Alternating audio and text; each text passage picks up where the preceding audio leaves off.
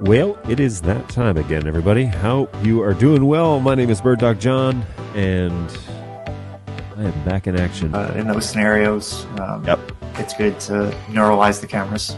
You guys know that best. Very straightforward. Plug it in, go to the web UI, link the source, walk away. You know, like super simple. I keep looking over at the chat, and I keep seeing you are full of it.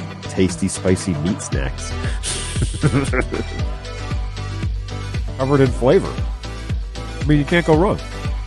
So what's going on? We've got a handful of folks here in the chat, and I really appreciate that. What's up, mate? Hey, Warren, how are you? Appreciate it. Hey, Robbie, how's it going, man? We were just talking about you. What's going on, Tom? Ahoy. How is it going? What's going on, Go Web? Good to see you again. Thanks for hanging out with us again today. Appreciate that. Feel like I'm in this video more than anyone but John. It's true, NetApp. You are, I'm going to cut this up and put this in the next intro.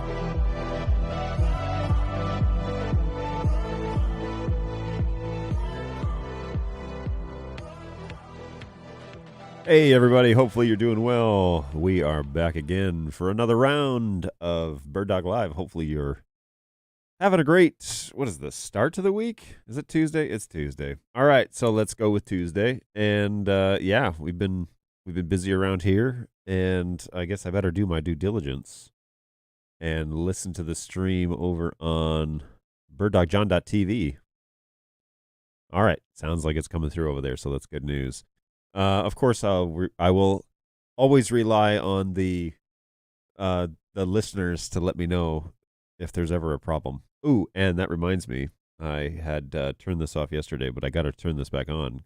I have, the no audio alarm, and so let's tear that up. Let's get that going because it's pretty stinking cool. And shout out to Martin, who evidently is a really great guy. And that's word on the street. So I'm going to open up my audio meter, which actually the reason why it didn't start automatically, which we talked about previous show, was I didn't restart this computer. So who knows what sort of gremlins are hanging out behind the scenes, but I will link this up. Boom, there it goes. And we're good to go there. So I'm going to leave that. I'm just going to put that over the preview or the program image because I don't even really need that. And I've got it all in like various places around the studio. So all good. All right. So, hey, what's going on, everybody? I am doing well. Hopefully you guys are hanging out and doing well. NetHab, of course, has caught the one thing that I constantly forget. I got to put this hair light on a stinking timer, man. Every time I forget.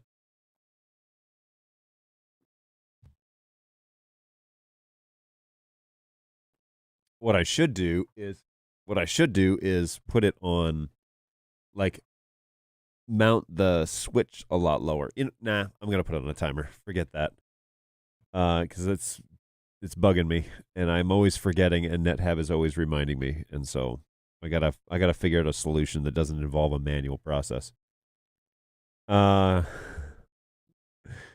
you guys are hanging out. Okay, let's jump over to the chat reel. Of course, Go Web is here. Hey, Go Web, how are you, man? Good to see you. Greetings from India. And, of course, from Stockholm, Sweden. How's it going? Good to see you. Thanks for jumping on again today.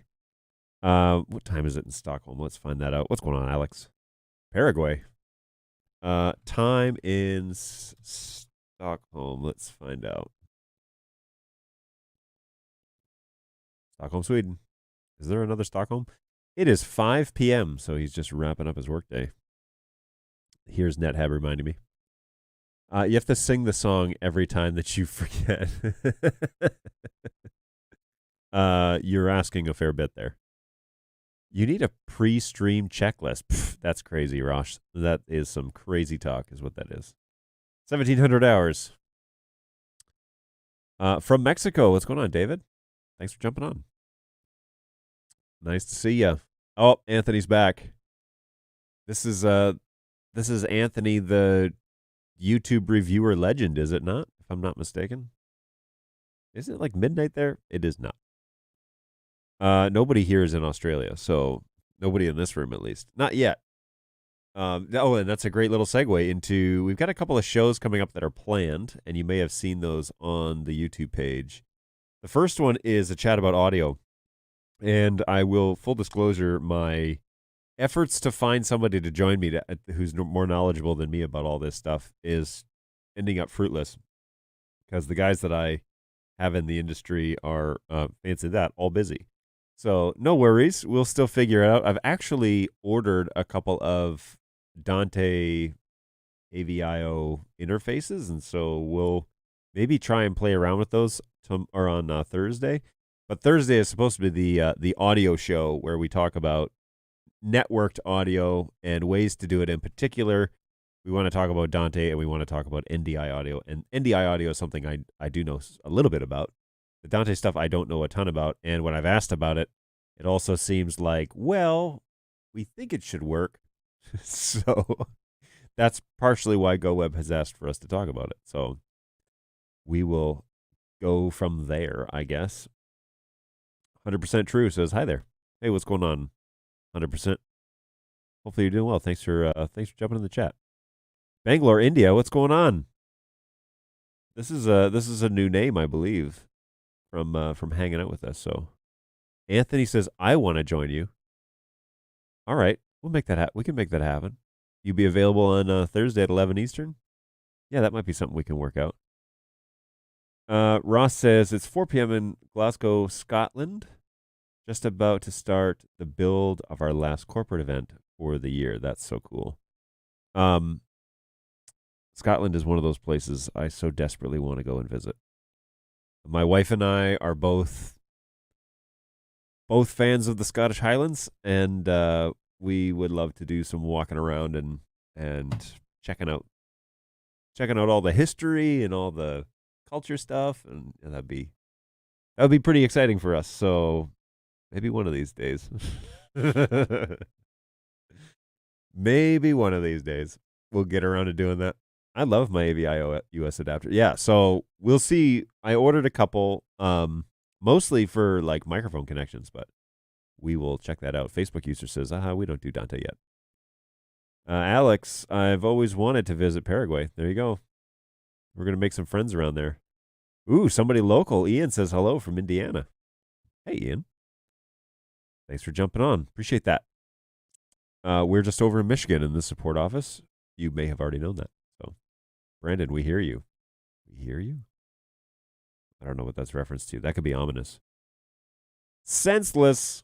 Jumping on the show, pretending like he's paying attention. What's going on? Thanks for hanging out with us. You have a radio voice. Oh, thank you. I have a radio microphone. That's why.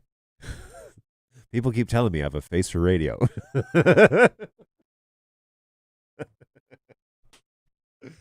It's one of those backhanded compliments where they're like, wow, you have a face for radio, meaning you could be good at radio or you probably shouldn't be online. Thursday at 11, can do. I'll set up my P100 a week and NDI cloud it into you. It'll actually be a whole lot easier if I just send you a StreamYard link for the discussion portion of it. So, yes, I understand the desire to use cloud, but we should probably just set up I'll send you a link. I'll send it over to you on LinkedIn. Is that fine? That'd be cool. That'd be really cool. Is it possible to use comms audio channels without the comms app? No. So the comms channels are proprietary for Bird Dog Comms, and so you can't necessarily utilize them. There is a way to listen to them, though, in studio and expose them for that. Oh, well, that's an interesting idea. Because you can't expose them. I mean, there's an article about how you can, it's for troubleshooting, essentially. But there is a way that you can expose the channels. And then I suspect then that you could probably utilize them in some fashion. I don't know how you're planning on using them, but potentially, yeah, there's potential there that you could do that. This 110 that I have is out of focus. And to be fair, I slapped it up there real fast. And so let's see if we can get that in focus real quick. Because it's a little fuzzy. There it is right there. Already had it loaded up to position it this morning, so we're just gonna yoink. And yeah, that's a lot better. Okay, cool. Or is it? That's hard. Oh, you know what? This might be low bandwidth. That's the dealio. All right, yeah, there. That's when in doubt, check for low bandwidth. All right, so yeah, that's that should be set up. and good to go. But anyway, so yeah, to answer your question, I don't necessarily know. I'd like to know a little bit more about what you plan to do, but you can expose the channels. I just don't know if then by exposing them in if by exposing the channels inside of Access Manager, if you would then be able to utilize them in applications that are running on a computer or in other ways. So, hey, you're on Twitch too. I'm everywhere. Same show though, not different content. It's all the same. But my home base, as you all know, is of course over at birddogjohn.tv. So, yep, I'm all over the place. Hey, we use the AVIOs for all of our show computer audio. It's much neater than loads of analog cables sucking up desks, inputs, and DI boxes everywhere. Man, you are not kidding. That is for sure. Yes, I would 1000% agree with you on that. That getting it all into see, this is something that so I do some help. I help a congregation on the weekends, and one of the things is we're moving the streaming station out of the auditorium and into a room. And that's taking a little longer than I guess I had anticipated it. But one of the things is how do you get the audio over there? So we've run a full on, XLR cable. We'll just use an audio interface. It's just one channel that we need, and we can manipulate it on an iPad. But going forward, I would much rather have put it on the network and just done it that way. So we just didn't have the budget. They didn't have the budget for that, and I had already purchased a bunch of stuff and kind of donated it for the cause. So, yeah, there you go. We would like to send the program audio to the camera operators. Oh, I see. I don't know if it can be utilized like that. I don't know if you can. Well, I keep like maybe. Certainly, you could. Your director's audio could be the program audio, and then you could just turn it on, and they could hear the audio through the headphones, right? There'd be a way to do it. What's going on, Brayton? Good morning. Good to see you on here too. Had a few conversations with you this morning. So, hello from Florida. Hey, Brandon. Hopefully you're doing well. Thanks for coming on. StreamYard works. Okay, cool. I will send you that link. Yeah,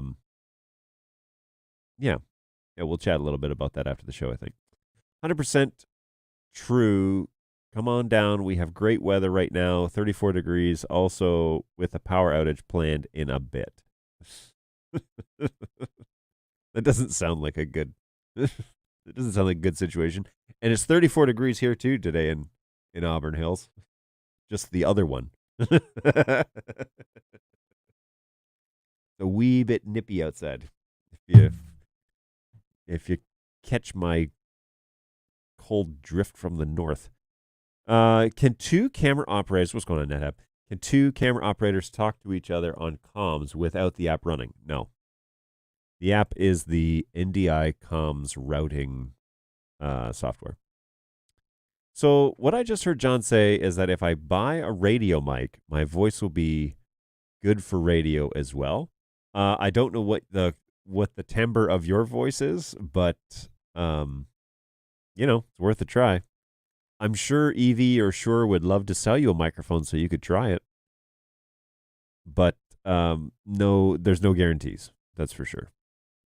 Some people's voices, there's not enough money in the world to make their voice sound like something you want to listen to. I'm flattered that you think I have a radio voice, but it also might have something to do with the high quality equipment that I've purchased. We have the AVIO USB for all our show computers. Find it far nearer than loads of DI boxes and analog cables. They're particularly good for Zoom audio in and out, and they don't require PoE as bus power. My only real criticism bearing the captive USB cable is that it's a bit short. And you can't use like a USB extender or something like that, or you can, and it just doesn't come with one. That's an interesting. I'm going to play around with it. They're supposed to arrive tomorrow, and so I'll play around with it for a little bit and see how that goes. Is it an NDI audio stream? Technically, yes, but it's a separate channel altogether. And so we send that separately parallel with the video channel. So some people don't know this, but there are multiple channels of NDI things going on with a single NDI stream. So there's an NDI channel that contains video, can contain audio, like program audio, and then well, that's an interesting new callus. Anyways, so there's like it can contain audio if you choose. If you mute the audio, it actually lowers the bit rate because it either opens the channel, like the audio portion, on or off. And that's why we give you the option in Bird Dog products to utilize the audio or mute it, because it can actually it's a very small amount, but you can actually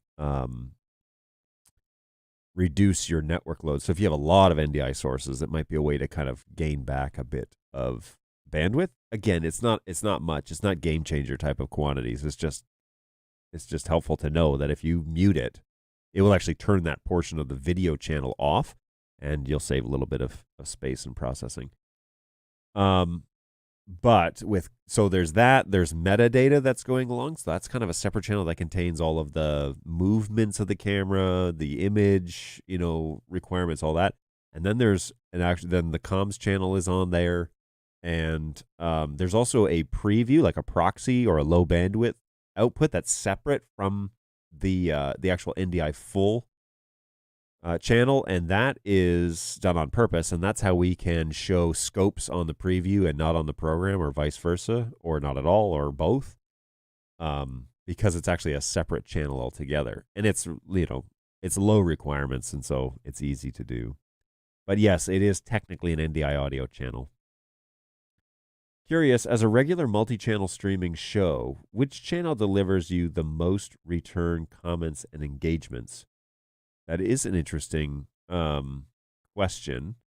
I think it's a cross between Twitch and YouTube. We have some traffic on Facebook, but it's more like scrolling and passing. And we have no traffic on Twitter right now. So I'm streaming to the support Twitter page. If you didn't know we had one, this just launched like a week ago. At help_BirdDogTV, and you can totally tweet at us and it goes to the support team.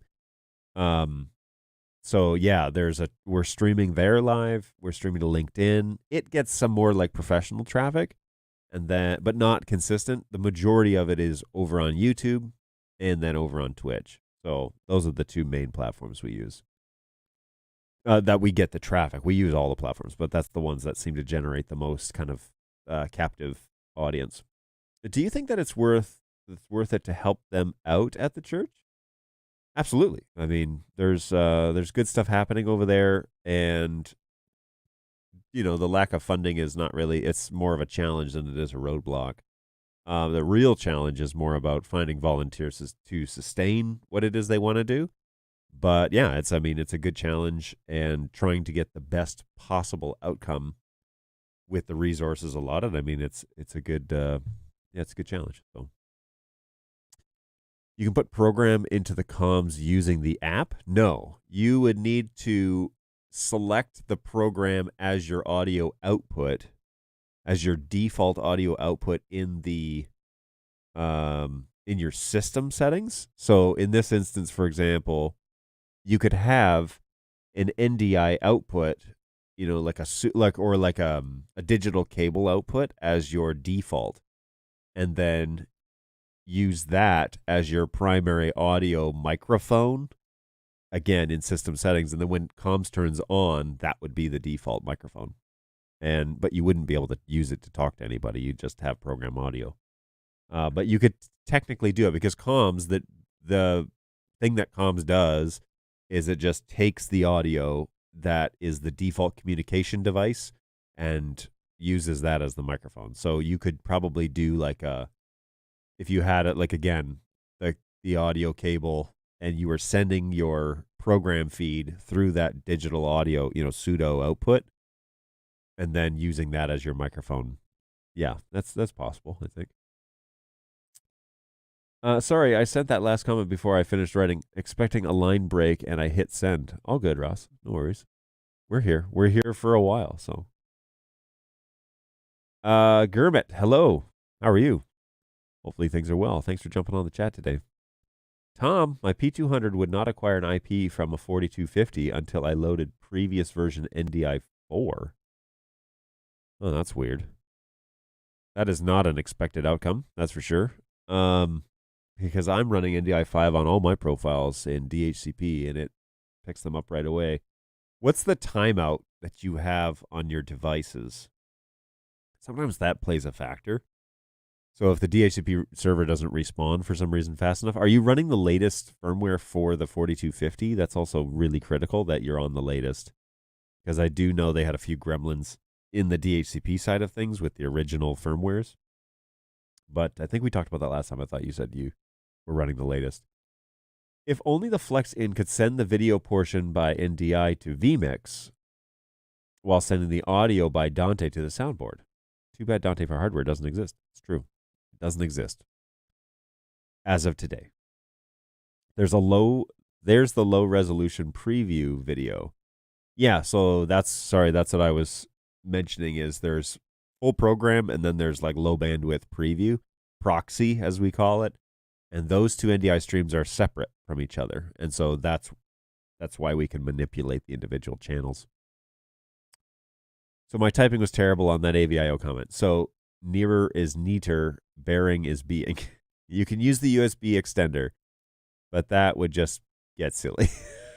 The captive cable is just annoyingly short, like some USB docks that sometimes it sits in the way rather than being able to tuck it around the back of the laptop. So instead it sits in the way for the other ports and stuff. I don't think it would have broken the bank to do a 20 or 30 centimeters instead of the 12 that it is. Yeah, that's probably an oversight on the final packaging of the product that it just a little bit longer, fellas. Just, maybe a 2-foot cable or something like that. That would have been a little more helpful, right? But I get you. We're about to find out more about that tomorrow when I finally start getting Dante devices here in the office. We don't really have any. I mean, we have some ones that are like managed on computers. You can output Dante, but that's not really what we're talking about, right? We want some Dante devices. So it's exciting. It's on the way. It'll be something that hopefully we'll be able to talk a little bit more intelligently about in the coming future. I checked Twitter since you mentioned it, and when I clicked on the video, there's no functionality on Twitter web to comment. Interesting. That is a brand new stratosphere of streaming. I know it's like a go live function, but yeah, okay. So in here, I can see myself talking on the broadcast, but I'm not logged into Twitter. So let's take a quick look-see at the actual app and see what you're seeing. Because I'd like to see what the deal is here. Help. There it is. Bird Dog support. Live show. There is a comment. There is actually like a comment section here on under the show. I don't know if it will come across. Let's just testing. I'll tweet at the video and see if anything shows up, but I have full streaming on Twitter. Frank thinks, what's going on? So I commented, I'll be curious to know if it shows up here, but I'll also be curious to know if it shows up as a ticket. Probably not, because it's a comment on the show, but it may not show up here in the actual support show inside of StreamYard. So we'll see how deeply it's integrated. Odd. Yes, I'm on the latest. That's interesting because that's not a problem that I know to be an issue with the 4250, Tom. So you went back to NDI 4 and then it found one. And then if you change the profile then to NDI 5, does it stay? And have you considered doing the DHCP reservation lists on there? There's a video that can help you with that if need be. If you wanted to do comms program director audio, and solution could be to use OBS on your comms director PC, but the program feed as a source and your mic as a source, and use the OBS. Ooh, combine the two. Interesting.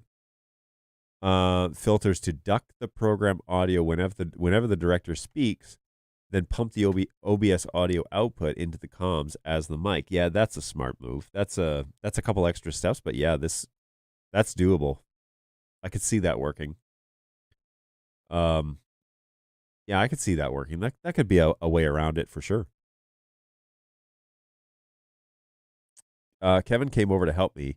He came up with using the previous version of the P200 firmware. Oh, we're talking about the NDI. You're talking about P200 NDI, like LTS. That's weird. It shouldn't be the case at all. All of my cameras in the studio are running the latest version of the NDI 5 firmware, and I'm running the NDI 5 profile on the switch, and they all talk to each other and they all get IP addresses as you would expect. I'm not running the reservation list in here, and I'm not even on a single subnet. I'm not on a VLAN. I am on a single subnet. I'm not on a VLAN. So that's an interesting discovery that you and Kevin have discovered. Very interesting indeed. I neither have a voice or face suitable for radio or TV, hence being a technical production. Well, I don't know. I can't speak to that, but you can be the best judge of that for sure. NDI4 on the P200s. I'm also using IP reservations on a single VLAN. Yeah, so you're doing everything right, but when the cameras booted up, they wouldn't find the IPs that they were assigned. Was that the symptom, or did you get it all to work by assigning IP addresses? I'd be curious to know.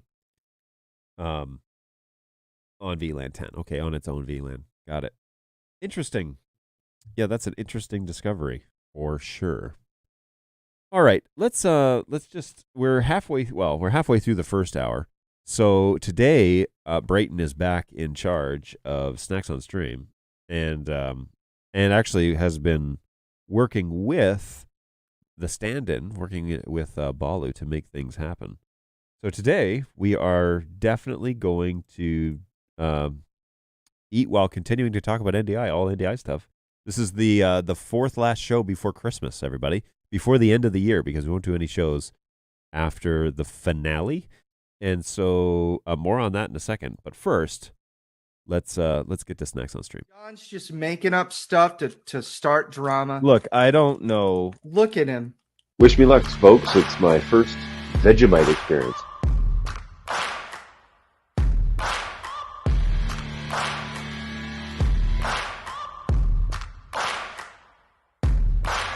Final, this is like cheese flavor or something. It doesn't really look too appetizing. Good golly, this is something else, man. Here's the thing about Pop Rocks, and I don't know if I'm the only one like this. Pop Rocks have always been a social experience for me. I did not think that is what you were going to say. That's hilarious. That is awful. Oh, gosh, that's so bad. Jeez. Holy smokes, man. Yeah, that last clip never gets old, folks. Love it. Love it. All right, let's get to it. This is the Snacks on Stream segment, which is just something fun we do here on the show to, just change it up a little bit. So today we are doing Snacks on Stream, and who brought in the Snickerdoodle Oreos? It was either Brayton or Balu. I can't remember. Anyways, they'll chime in and get it straight here. And then of course Balu has dropped off. Whoops. The next installment of Gatorade Zero, which I gave my approval of the last time we had the show, but we don't have a bottle of water, so I'm going to mix it live on stream. But before I drink that, I'm pretty sure I'm going to like that because I liked the last one. It was pretty good. But before I drink that, Balu has delivered a secondary drink called Iron Brew. And something about this, it has been tried in the office. I haven't tried it.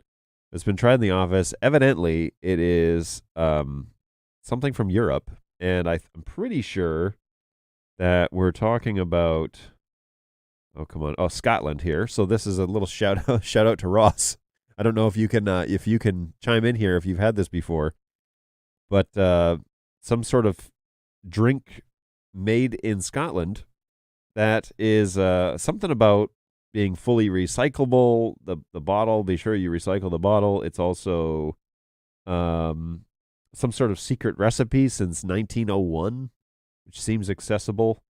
And gives you 80 kilojoules of energy, and not really a whole lot.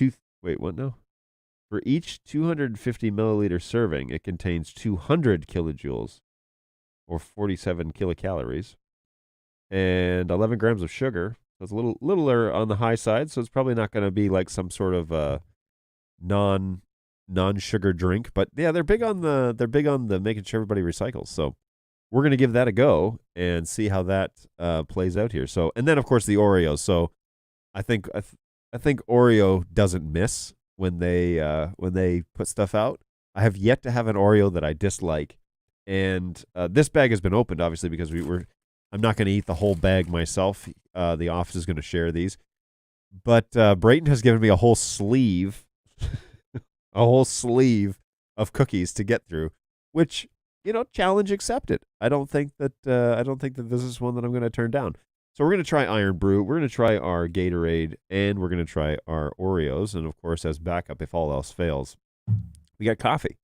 So yeah, stick around. We're ready to do this, and then we're gonna answer NDI stuff while we do that. So all good. I'm gonna open up my Iron Brew drink. Now this is releasing some sort of some pressure. Smells good. Smells a little bit like Verner's, if you're familiar with that Michigan delicacy, which, you either love it or you hate it. Smells a little bit like Verner's. A little bit. Has a little reminiscent of that. Which is basically just like aged. No, was it like barreled ginger ale? Like, anyway, whatever. I don't know. And then, of course, these cookies. So we're going to get into those right away. Let's get back to that. Let's get back to the chat and find out what it is that I've missed so far. Season finale cliffhanger. Is someone going to fake their own death? Will Bird Dog John be back next year after the fiscal year tally happens? Yeah, we'll see how that goes. At least 3 of us know your Vegemite pain now. Boom. Some of the guys in the office tried it, by the way. And if there's any Australians, you may want to cover your eyes and plug your ears for a little bit, because it was not met with great aplomb. It was not enjoyed. I don't know. Maybe I misread that. I'm pretty sure Bali didn't like it. I'm actually 100% certain he didn't like it. The Snickerdoodle Oreos were an Aldi find. Okay, that surprises me. Because when I go into Aldi, I don't find anything I'm looking for. I find all these like crazy off-brands that I'm not looking for. I'm looking for cereal, and they have something similar to what you're looking for, but it's never what you're looking for. And full disclosure, I've never gotten on the Aldi train. Maybe I'm missing it. Maybe I'm missing the point, but I've never really got it. That's a Scottish drink. What's going on, Phil? How are you, man? Good to see you. Bird Dog Australia U.S. office recycles. We do. Brayton makes sure of that, by the way. So all of our bottles go into the recycling, and Brayton takes it to the finish line. So, the Iron Brew is going to be interesting. I drink it regularly. Made in Scotland from Girders. They're no longer allowed to market it that way for legal reasons. I think Red Bull giving you wings. It's the post-hangover fuel of Scotland. That's hilarious. No kidding. I drink it regularly. They're no longer allowed to market it that way for legal reasons. I need to know more about that statement. That is for sure. Paper and bottles. It's true. A sleeve of Oreos? Wimp. Do 2 rows of Girl Scout Thin Mints. Oh, man. Thin Mints? Those things go down like I'm a wood chipper. Easy. Thin Mints. You like eat a sleeve and you don't even know you've had some. I could kill a box of those things. Let's go. Clancy's. I've missed that one. The Aldi Find aisle has a lot of name brands and unique limited edition items. Okay. The Aldi store brand products to the extreme. It's all about cost effectiveness. For you or for them? Because I always feel like I'm not finding what I'm looking for here.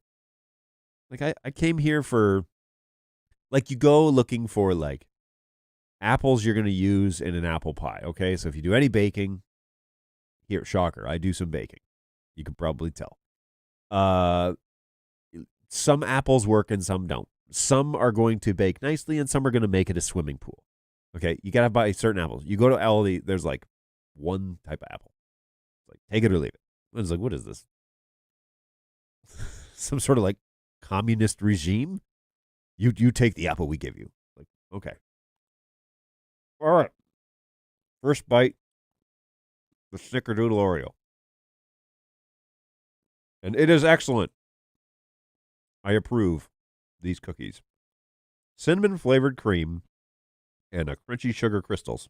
Well, the sugar part I was not in doubt. The cinnamon does come through though. So giddy up if you're ever passing through an Aldi and you see Snickerdoodle Oreos. They have the Bird Dog John's stamp of approval.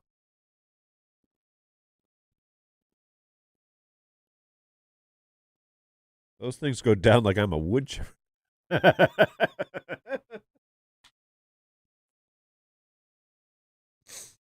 It's a Brian Regan joke. He's like, gosh, 2 fig Newtons. It's like, I eat those things like I'm a wood chipper. It's like the chips coming out the side. Yeah, it's good stuff. For both. It's not a store to do your full shopping at. Okay. Why would I shop at a grocery store that can't complete a list of a dozen items? Because price? Like, there's price and there's convenience. There's saving $1 and there's wasting my time. What is going on here with that? Get out of here. You got to be kidding me. It's efficiency. They stock less variety, but the items they have are cheaper with more value. I don't know about that. I just don't know. I'm not convinced that that's true.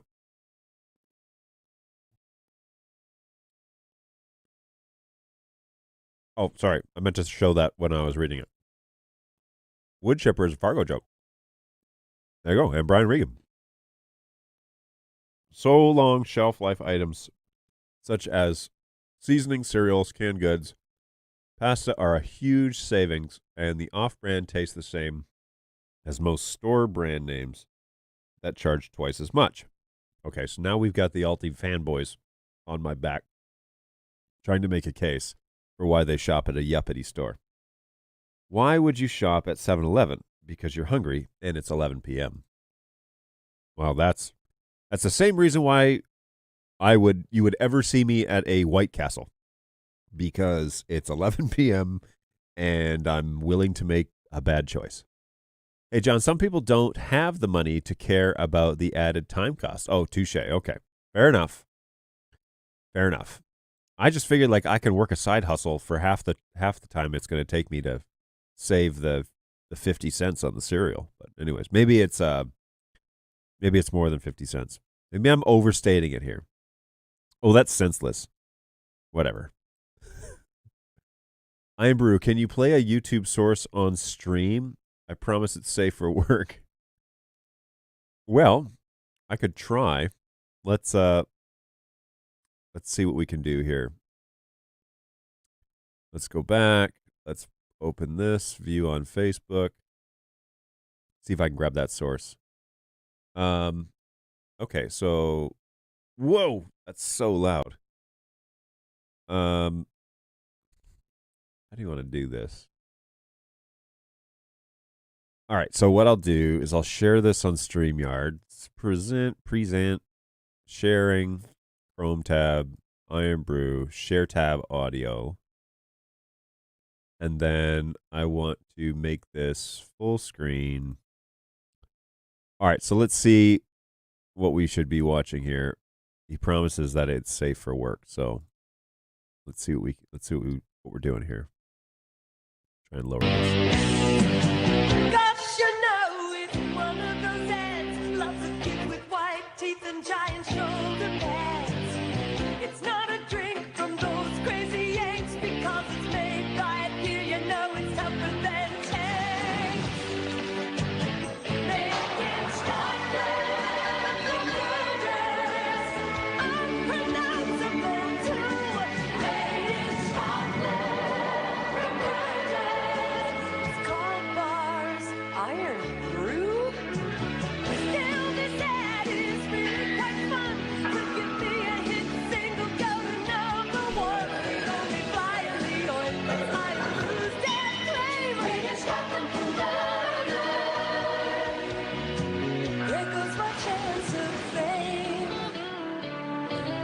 a bit of a shame. What on earth did we just watch? Oh, man. That was amazing. Yeah, that was something else, man. Hopefully that came through. The audio came through. I couldn't monitor it, but it said it was playing it, so. You started the Aldi fanboys. Little is another one. You don't always get what you're looking for, but you might get a canoe you'll never use.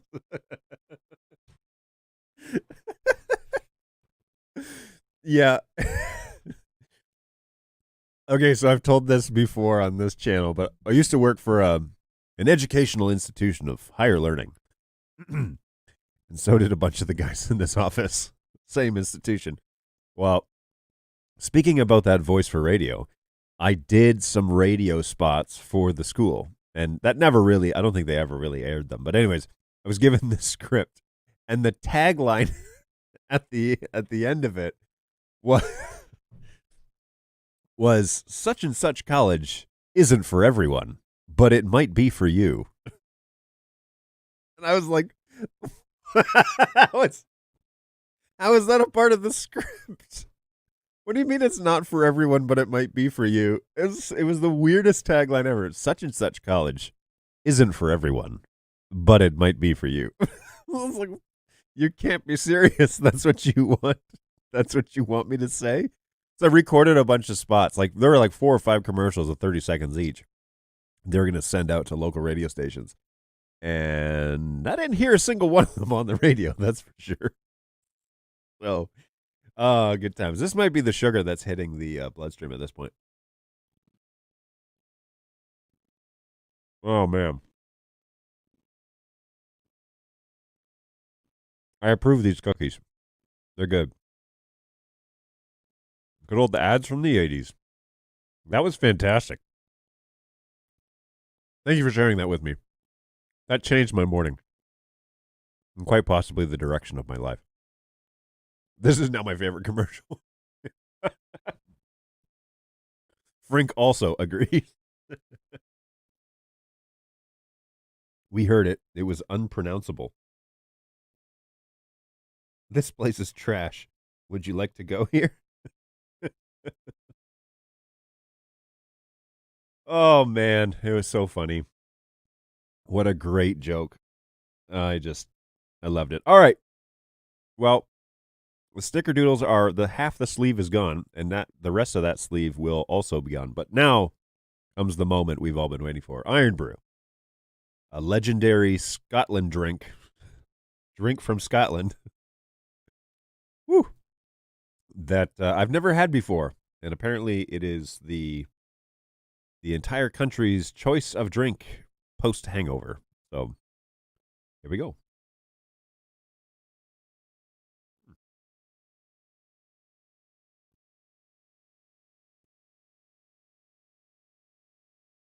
Okay.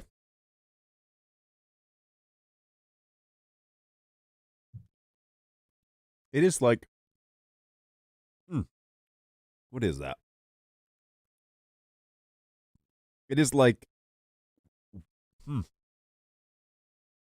it's hard to say, and I don't want to insult anybody. It is kind of like watered down Werner's and orange drink, kind of like mixed together with some carbonation, and a lot of great recycling marketing.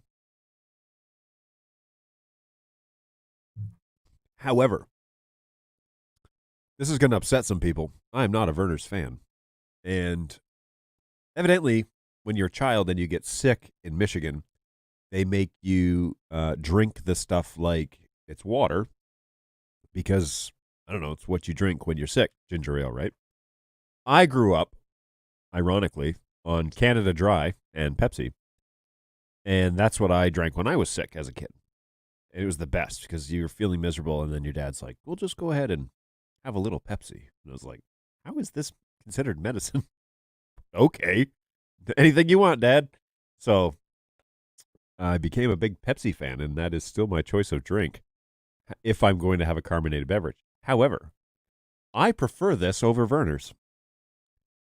I think it belongs in the lineup of drinks I would drink again and is approved by yours truly, Bird Dog John. No, it's actually quite good. And for what it is, I think it's all right. Now, we're about to see what it's going to do to me in terms of, is it like a, oh man, is it an energy drink? Is it just a carbonated beverage? What is it that I'm drinking now that I've drank 2 giant mouthfuls? Now I'm asking what it is that I'm putting in my body. Brewed in Scotland to a secret recipe since 1901. Ingredients include, but are not limited to, sugars and sweeteners, carbonated water, sugar, acid, flavorings, sweeteners. Wow, these are all very, very broad topics. Colors. Ooh, sunset yellow. I don't even know how to say that word. May have an adverse effect on activity and attention in children. Contains a source of what? Is that like some sort of cancer-causing chemical? Please serve cooled. Well, it is cool. Balu had the foresight, put these in the fridge, and then this was delivered to me today by Brayton, actually. But hey, if you want my honest opinion, I would recommend it. I don't know what's in it, but I would recommend it. And yeah, I'll probably finish that too. I recommend drinking it quickly. Iron Brew got weird after it sat for a while. Interesting. Have you tried Pepsi Nitro? I have tried Pepsi Nitro, and I'm not a fan. And the reason why I'm not a fan is it tries too hard. It tries to be something that it absolutely isn't. Here's an interesting childhood story. My friend and I lived out in the country, and there was this field that was kind of down the road from my house that we used to play in. It was like a farmer's field. I know this is very, very cliche country kid thing. Anyways, we played in this field, and in the middle of this field was this big like water collection ravine. Well, in the winter, we used to get all sorts of snow, and there was a road that went over the ravine, and to make the road, they put this giant culvert. This big giant steel culvert that was like a big dome, basically. Well, in the winter, the ravine would fill up with snow, and so we would dig out the culvert and like slip into this hole, and you'd have this like natural fortress, right? It was really kind of cool. But anyways, he brought a Pepsi with him one time, and he stuck it in the snow. And we were like playing around, like making snowballs and getting ready for our brothers to, come and fight us. I don't know what we were planning for. But anyways, we were like busy doing stuff. Well, maybe an hour into it, he had these 2 like plastic cups and said, all right, let's drink this Pepsi. So he cracks the thing open and it starts like fizzing out, but fizzing out like a solid. It wasn't liquid anymore. And so he's like, oh, get the cups. And so I like had the cups and I like stuck them out, and he like poured this like foam into these cups, and he's like, do you want to drink this? And that is what Pepsi Nitro reminds me of. That nasty foam Pepsi drink that we drank when we were like in 6th grade in the middle of a culvert in a fortress that we were making out of snow. And it was gross. And I drank the Nitro and thought, this kind of tastes a little bit like that. And it's not something that I would wish on my darkest enemies. Soda. Yep, it was done. It's just a standard soft drink. I can't say I like it that much. Wow, Phil, strong language from the man over in the UK. I think it's like, if it's in a lineup, I would pick it. I wouldn't pick it over my favorites, but I would pick it. And yeah, I'd drink it. I'd be like, oh, I've had that. That's good. That sort of language. Yeah, it's got a good carbonation feel. I will take Census's recommendation, though, and giddy up on drinking it, though, because if it does go wonky when it's warm. Nobody likes wonky warm soda, that's for sure. You heard it here first, folks. All right, so I'm all about continuing this NDI conversation. I know you guys are glued to the screen watching me drink and eat snacks. So, and don't forget, we're still going down the Gatorade path here today as well, because these shows regularly go 2 hours, and I'm going to need some energy or restore some sort of electrolytes, and who knows what this Iron Brew is going to do. So, and there's always, of course, coffee in my $7 Walmart thermos. The show is not sponsored by Ozark Trails or Trail Ozark or whatever it is. $7. Tear it up. Better than Yeti. You heard it here first. I'm glued, says Jeremy. See? Riveting content. That's all we do here on the show is generate. What do we do? What do we do here again? Can't remember. Anyways, yeah, welcome to the show. Jeremy, it's good to see you again, man. No, Ember. Okay, so Ember's still here. No worries. And she still works just fine.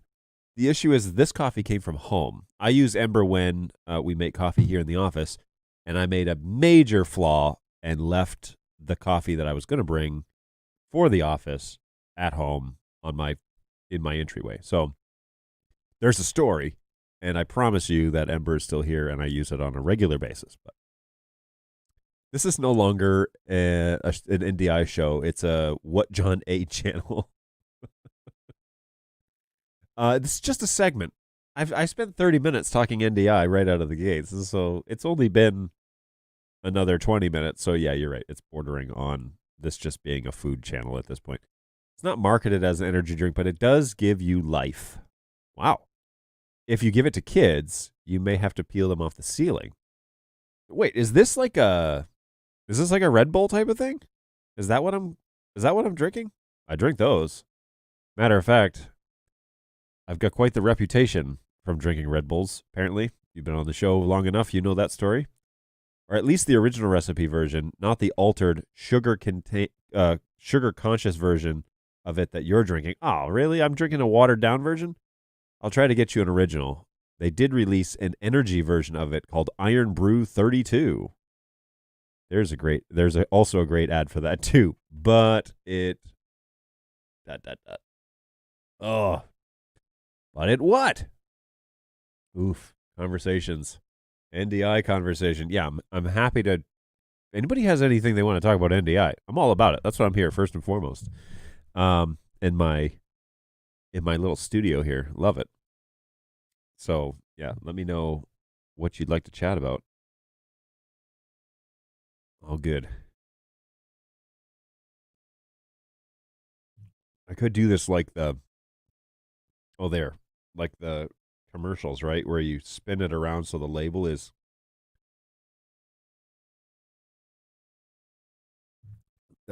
shown when you're drinking it. There you go. They've thought of everything. You forgot your coffee. Yes, that is unfortunately. Maybe this Iron Brew. Now there's a fridge out there of Iron Brew, at least like a few more bottles. So if anybody's lacking in the coffee department today, we're going to give them one of these. It's really not that bad. I mean, it's not. There's nothing bad about it actually. It is a little light on the flavor, but the carbonation's nice, and yeah, it's palatable. Good. But it was killed off as a product. It seems the comment was way too long. Coffee is important. Truer words have never been spoken on this show. We believe in coffee at this institution. You got to say it like a pastor from The Simpsons. Oh, say what? I, Ron Butterfly. Oh, man. Good stuff. Well, you guys are active today. Really appreciate that. I was going to say, speaking of The Simpsons. Excellent.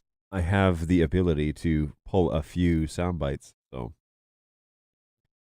we'll thanks for that quick little reminder. Now, something's happened here. I restarted my multi-viewer, which is an output, an NDI output inside vMix, and all the sources are all jacked up. So it's showing the wrong sources. I didn't have it set up this way. I'm going to put this up on the second screen for now. Open the settings. Hopefully it doesn't start dropping frames. Over to StreamYard. Outputs. Change output 3. Oh, that's not where you do that. Multi-viewer. Customize the layout. So top preview output headings. Input 1, main, P110, PF120, overhead. This one needs to be the VLC music, just so I can see it. Where is that? Come on. Where is it? Sound effects timer. Oh, there it is. VLC music.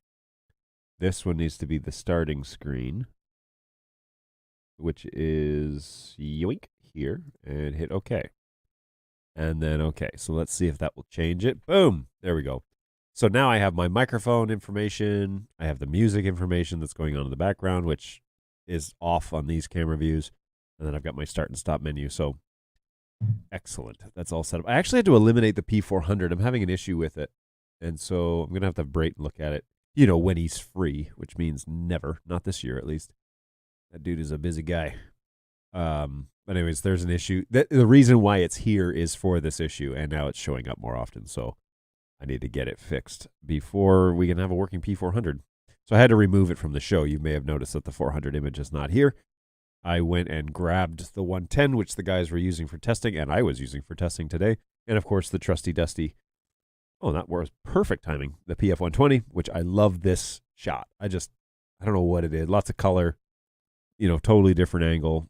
And, yeah, I really like it. Although you can see everything that's on my computer screen on my Mac. But, yeah, good times. Now say, I Ron B. Roo. Does NDI transmission stream have the ability to handle DAI triggers? That I do not know. I would doubt it. There's not a lot of cross-platform integration yet. So I don't think so. Yeah, dynamic add insertion. Yeah, I don't know. I'm going to go with no because I've never heard of it working in that way. Just curious what capabilities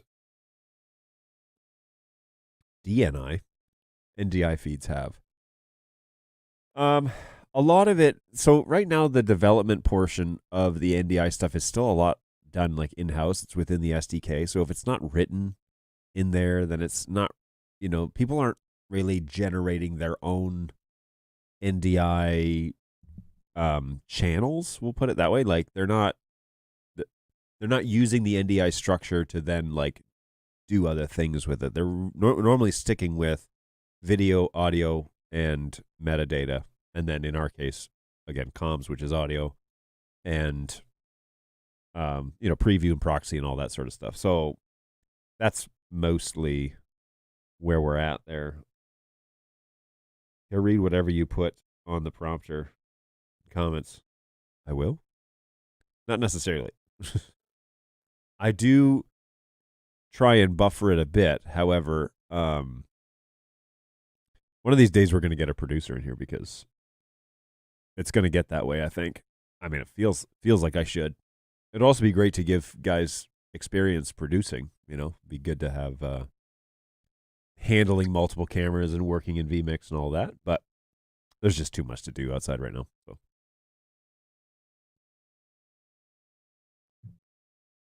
alrighty.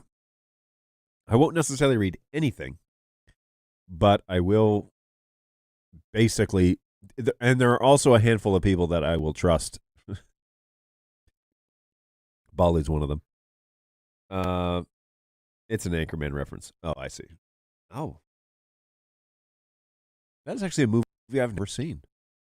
I know the guys out there are going to freak out.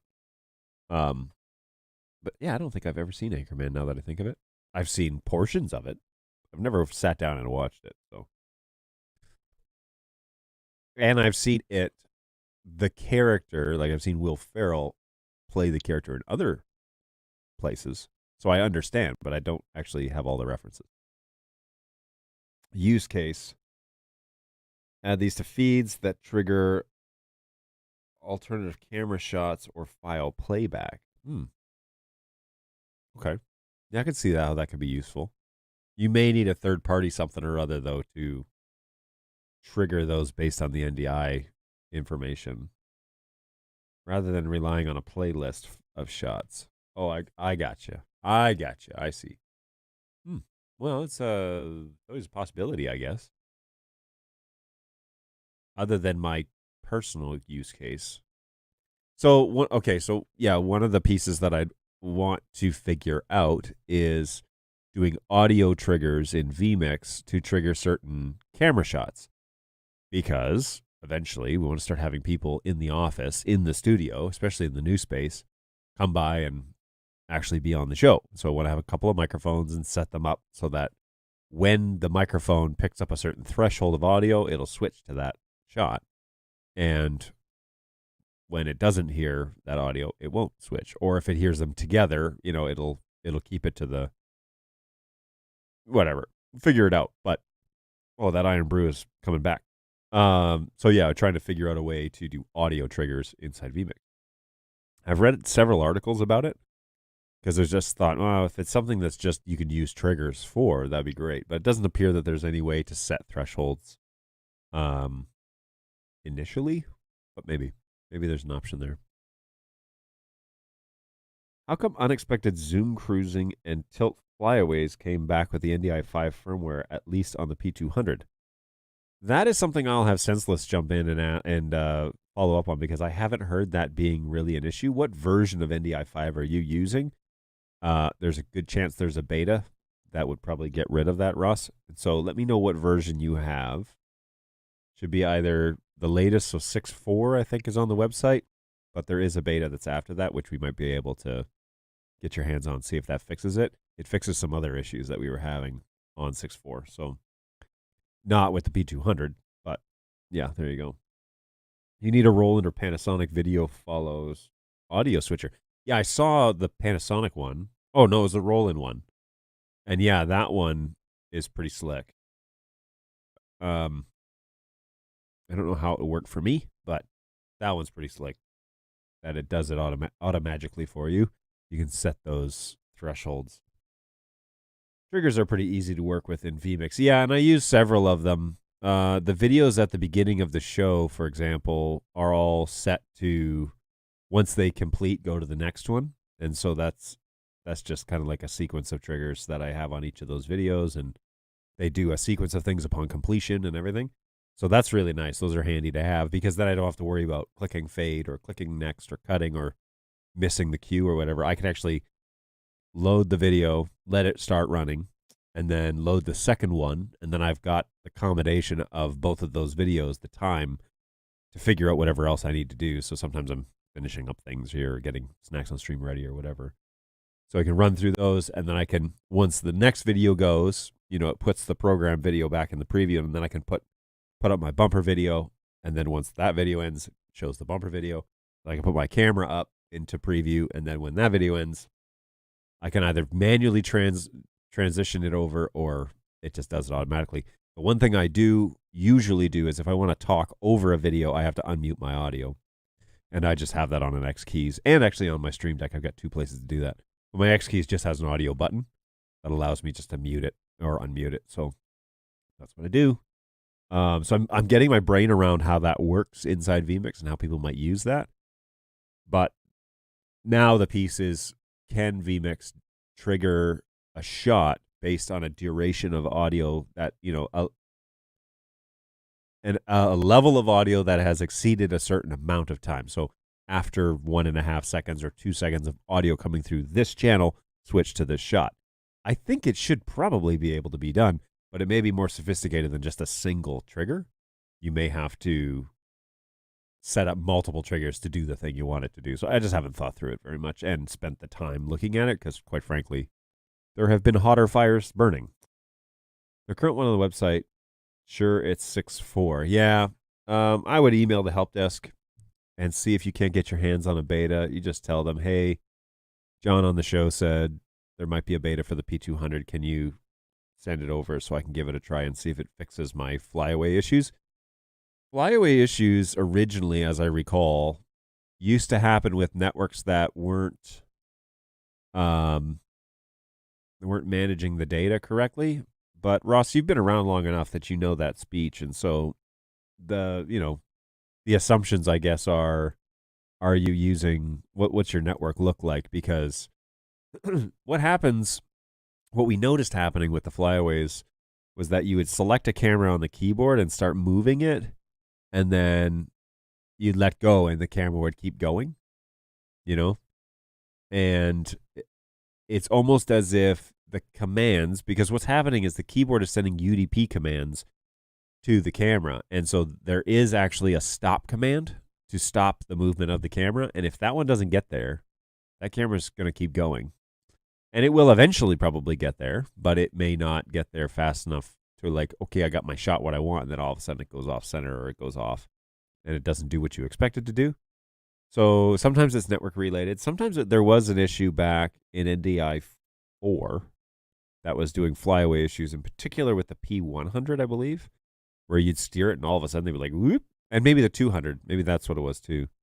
But yeah, that was corrected quite a while ago. And I don't know it to be an issue still, but Senseless or one of the agents might be able to let us know if we're seeing more of that in the desk recently. Flyaways happen because the motor didn't get the stop signal. Either the packet didn't arrive or the camera's too busy to hear it. Boom. Listen to NetHab.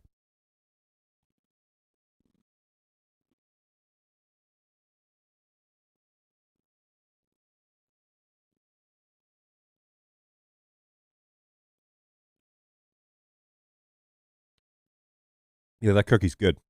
I really approve those Oreo snickerdoodles. Yeah, 'tis the season, right? Hey, and that reminds me real quick. We are going to be closed for Christmas. And so just plan on that. Plan that the support office and the Bird Dog offices will be closed during the week of Christmas. So from the 25th all the way through to the Saturday, which is the end of the month, right? 31st. Hey, here's an idea. I should have a calendar. And then I don't have to keep sitting here guessing. All right, so yeah, the 25th all the way through the 31st. And we will reopen on the 3rd, which means we will have a show on the 3rd, first of the year.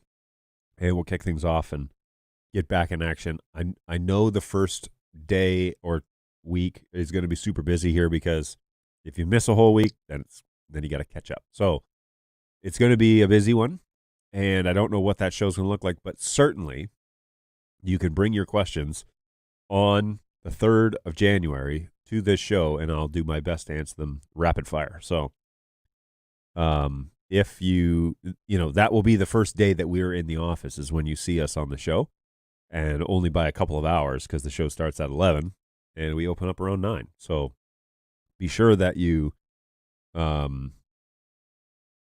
keep your questions. You can certainly submit to them to Help Desk.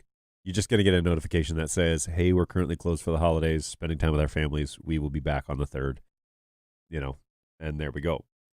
But please be aware that that's happening, because I know what's going to happen is we're going to take the week off for Christmas, and people are going to act surprised that we took the time off to go for Christmas. So you've heard it here first, and for those of you who are loyal Bird Dog stream participants, now you know. So that week it'll be pretty quiet around here.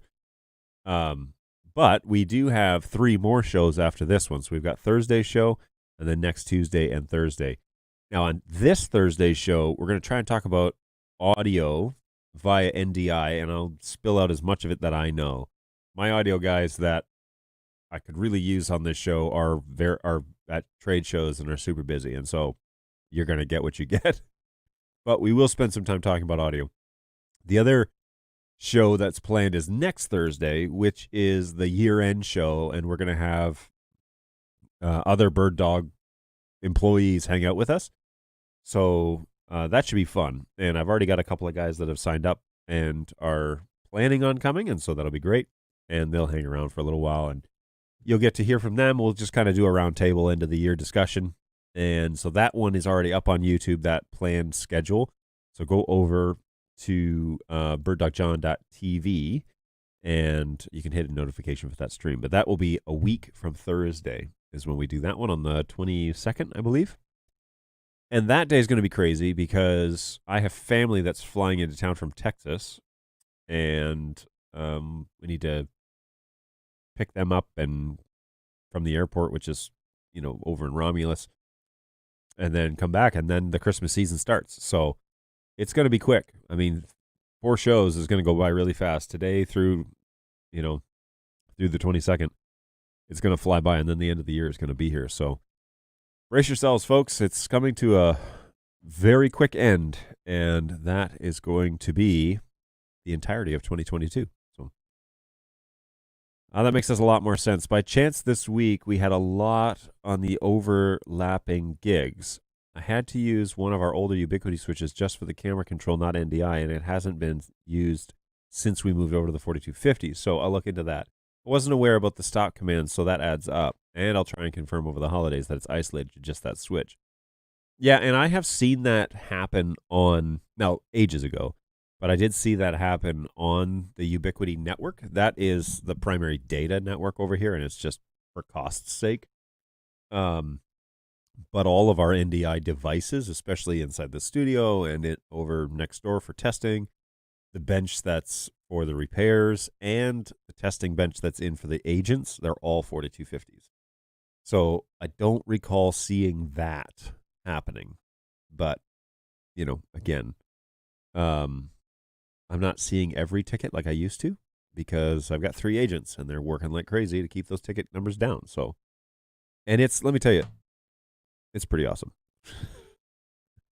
It's nice to have people working in the department that can handle the workload, because some days it's pretty busy and pretty heavy, and some days it's not crazy, and we like that. So good times, everybody.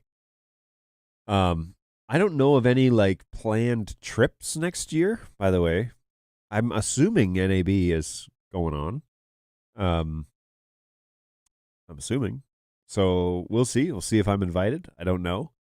And I don't even know what my job would be at NAB. So we'll find out, I guess. We'll find out as time goes along what it is that we'll be up to.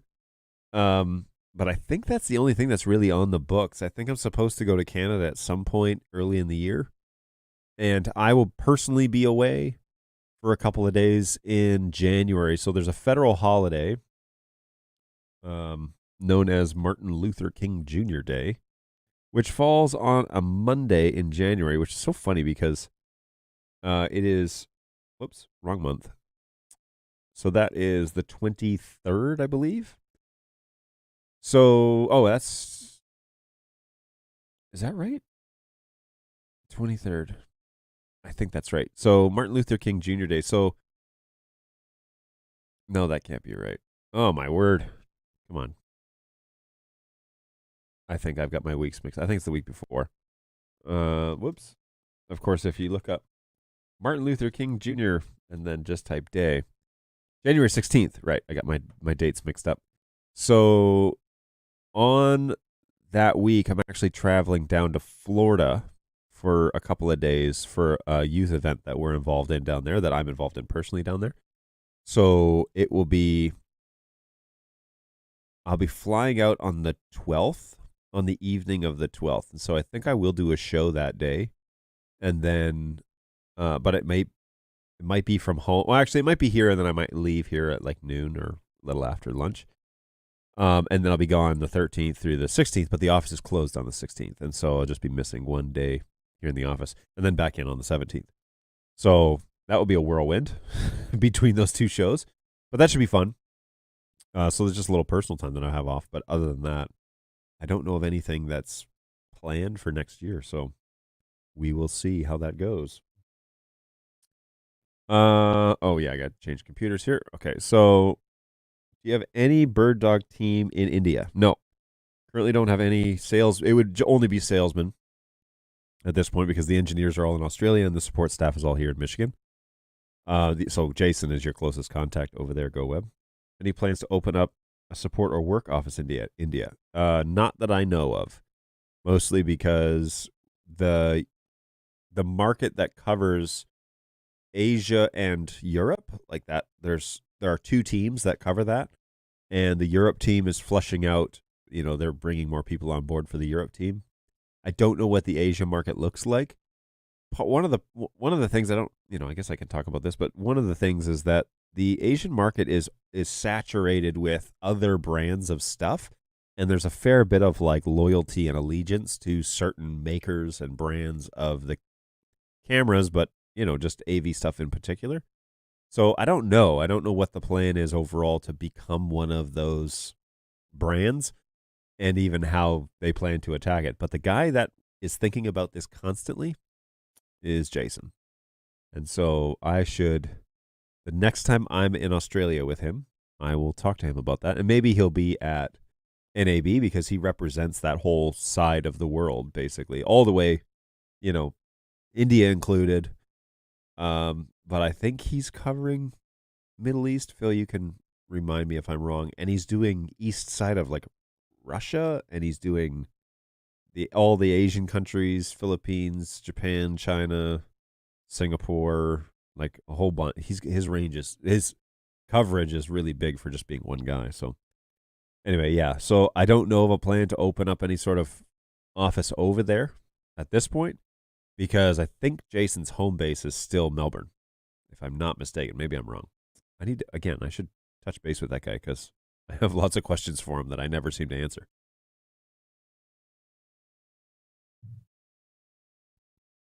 Yeah. Iron Brew's all right. Not too bad. I don't mind it at all. Alrighty. Well, we're 12:20. This would be an appropriate time to shut it down, but I want to be sure to leave enough time for folks to ask the questions, and there's still a whole bunch of you that are watching, so feel free to jump in the chat. Even if you don't have an NDI question, let me know what you're up to and where you're at. I'd be happy to find out more about where people tune in. That's always fun. And of course, I'm a blank check when it comes to asking NDI questions. If I don't know, I won't tell you some sort of weirdo answer. I'll just tell you I don't know, and then I'll try and find out for you. So there's that. It's a good time to start. What you bring, the quality you need, not to worry about the competition. It's a niche market for NDI. Well, and that's really that's really the challenge that we have right now, is because NDI is kind of a specific like niche market, and people that are looking to take their video to the network side of things, like not everybody wants to do that. It's so funny too, because we get a lot of broadcasters and whatever, and they're like, everything we have is baseband, like it's all SDI, BNC, it's all old school, we're not going to rip out that infrastructure. It's like, well, you don't have to rip it out. The infrastructure actually already to do NDI is already there. It just makes it way more versatile. And so instead of thinking about in-house, in-studio video, now we can send this like all over the place and have all the flexibility. Am I muted? Check. Okay, maybe not. Have all the flexibilities of that. What is going on here? I want to just double check something here. Where are we? Yoink. Check. Let's just see the audio. Yeah, okay. That's weird. On the monitor, if I mute. Okay, so everything's working. On my monitor, this is a weird sidetrack. On the monitor, it looks like the audio on the output is there but not being sent out. But if I listen to it on YouTube, it's there, so all good. So the NDI thing is like kind of in this weird like niche market, and we're trying to explain to people and make a case for the reason why you start implementing NDI is that it gives you all this flexibility as to how you can use your equipment. And the equipment becomes way more versatile because you can get it on the network and then send it wherever you need it to go. And the better you implement it, the more versatile it becomes. Whereas if I have a physical camera and I plug it in BNC and I put it into my TriCaster, well, that's one source in the TriCaster. That's all it's good for. And you can route it out of there and do a bunch of stuff. But like at the very base level, that's what it is. And so you have all these studios and you have all these cameras, but they're all isolated. And again, you can do that with NDI, but you can also open them all up so that you can have studios working with each other or interacting with each other. And you can have cameras in one studio being brought into a show that's being done in another. And, like it just makes it a lot. It doesn't need to be a niche market. We'll put it that way. So it's an interesting conversation. It's like every trade show, you always encounter several people that have the scales kind of like removed from their eyes and they can see, oh, whoa, if we could do that, then that means, that happens quite often. And my job at the trade show last year, at least or this past year was, yes, but now let me tell you how you do it. Let me tell you the requirements. Yes, it's possible. Let me tell you how to do this correctly so you're going to be the least amount frustrated. Or I had actually had a couple of conversations with a studio that was basically they're building it. And they said, we want to do all NDI stuff so that we can, have a really versatile recording space. What do you recommend? And so I literally sat down with a pen and paper with them at one of the tables and was just like, all right, look, here's how I would do this if I were you. And so I kind of map it all out. I wrote the products down that I would be looking at and purchasing. They're like, yeah, we're formulating budgets right now. And so this is the time to do it. I never heard from them. Or maybe I did. Maybe we have, and I just don't remember who exactly it was. But yeah, I definitely spent a fair bit of time telling people, okay, this is the dream. Now here's how you get there. Here's how, again, you get across the finish line. I'm watching because it's addicting, John. Well, they did say that I could have a voice for radio, so maybe you could just have it on in the background and listen to the smooth tones of Bird Dog John. I just can't shut it off. But I have to work. Yeah, don't we all? Audio's okay, thanks, guys. Hey, I'm just waking up to your show. Oh, interesting. Who is this? Who is this? Let's find out. Because names... oh, hey, what's going on, Paul? Hopefully you're doing well. And thumbs up for the audio, probably. I had given a demo to a few clients, and they're really happy with how NDI and Bird Dog devices work. That's great. Kenny G starts playing. I don't have any like smooth jazz Kenny G / Christmas tunes. Only the ones at the beginning, but they're kind of like they're almost like electronic songs, I actually have been playing a list that is royalty free that Balu pointed me towards, but it's Christmassy like flavor. So we'll do those for another 3 shows, and then at the beginning and end of shows, and then we'll switch back to the regular playlist that is also from the same guy, but it's a much bigger list, and so you'll be able to. There'll be some different tunes in the new year than you're used to for the past month and a half. But yeah, it's good stuff.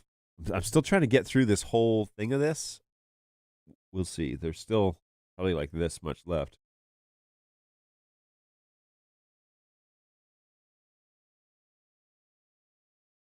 That's I'd say refreshing, but that's different.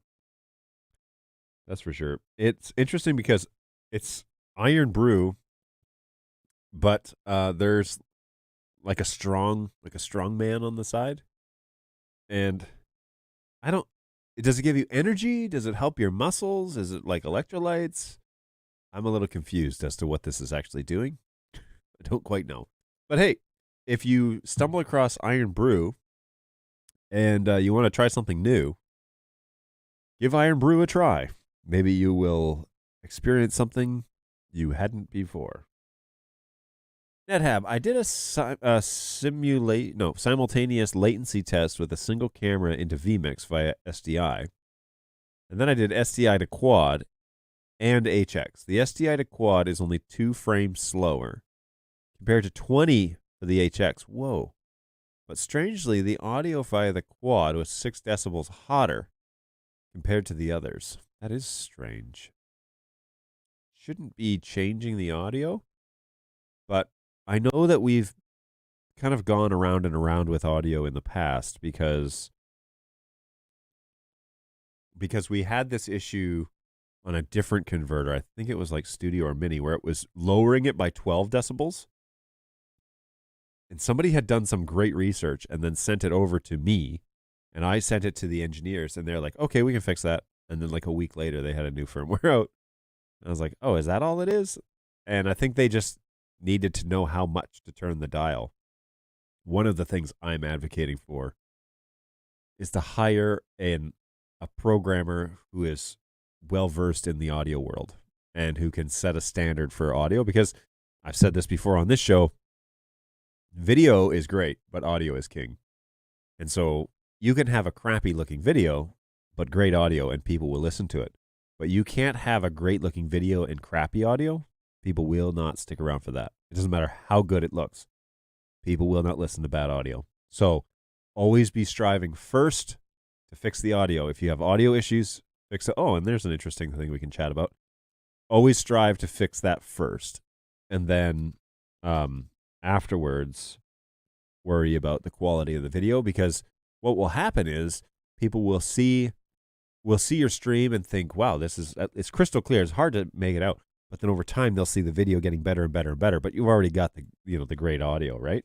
So that is my recommendation always when addressing budgets and addressing. Oh, that's a halfway decent price. When addressing budgets and when addressing what do we tackle first, always go after the audio. Always make sure that's as best as you can get it before going anywhere else. This was all at the same time. It's 3 different sources. I can send you pictures if you like. That'd be great. Yeah, shoot them over to the help desk, because I know those guys would want to see it too. Just say, per my discussion on the chat, thought I'd send these videos or these pictures over for reference. Here is something I was going to share with you. So I had a chance to use these. I was actually on stage this weekend, and I have this set. I have this exact unit.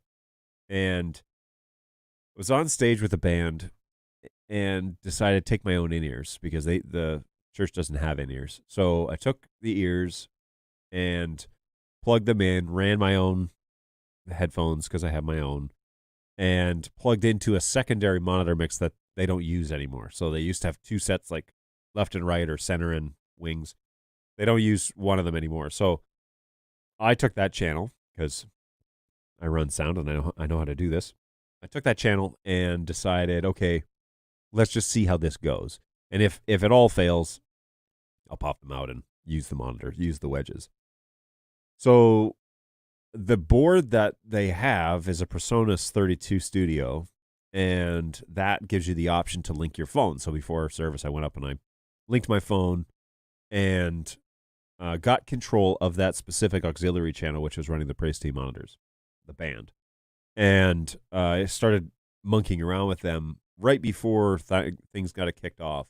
And for the first section of the service, this unit was like peaking out, and I couldn't figure out why that is, whether it was too much audio at the board, which is causing the ears to overload, or if it was something wrong with the reception from the pack to the transmitter, or if it was something else, like there was something else interfering with it. What I did notice, though, is that, yeah, it does peak out. Like if you send it too much signal, then that's going to cause the ears to break up and you're not going to be able to hear things.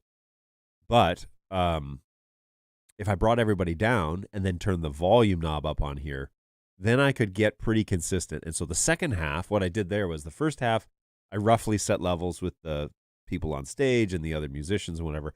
And then I went back and the pastor got up and he started talking. Well, I threw him in my monitor headset and just leveled him and just like, okay, this is where he's at. This is where I can hear him clearly and it's not breaking up, or here's where it's too much. And then, wondering, trying to just actually tangibly figure out the system. So I did all that, and then I went back up on stage for the kind of the second half of the service, and I was able to basically use the ears as they were intended.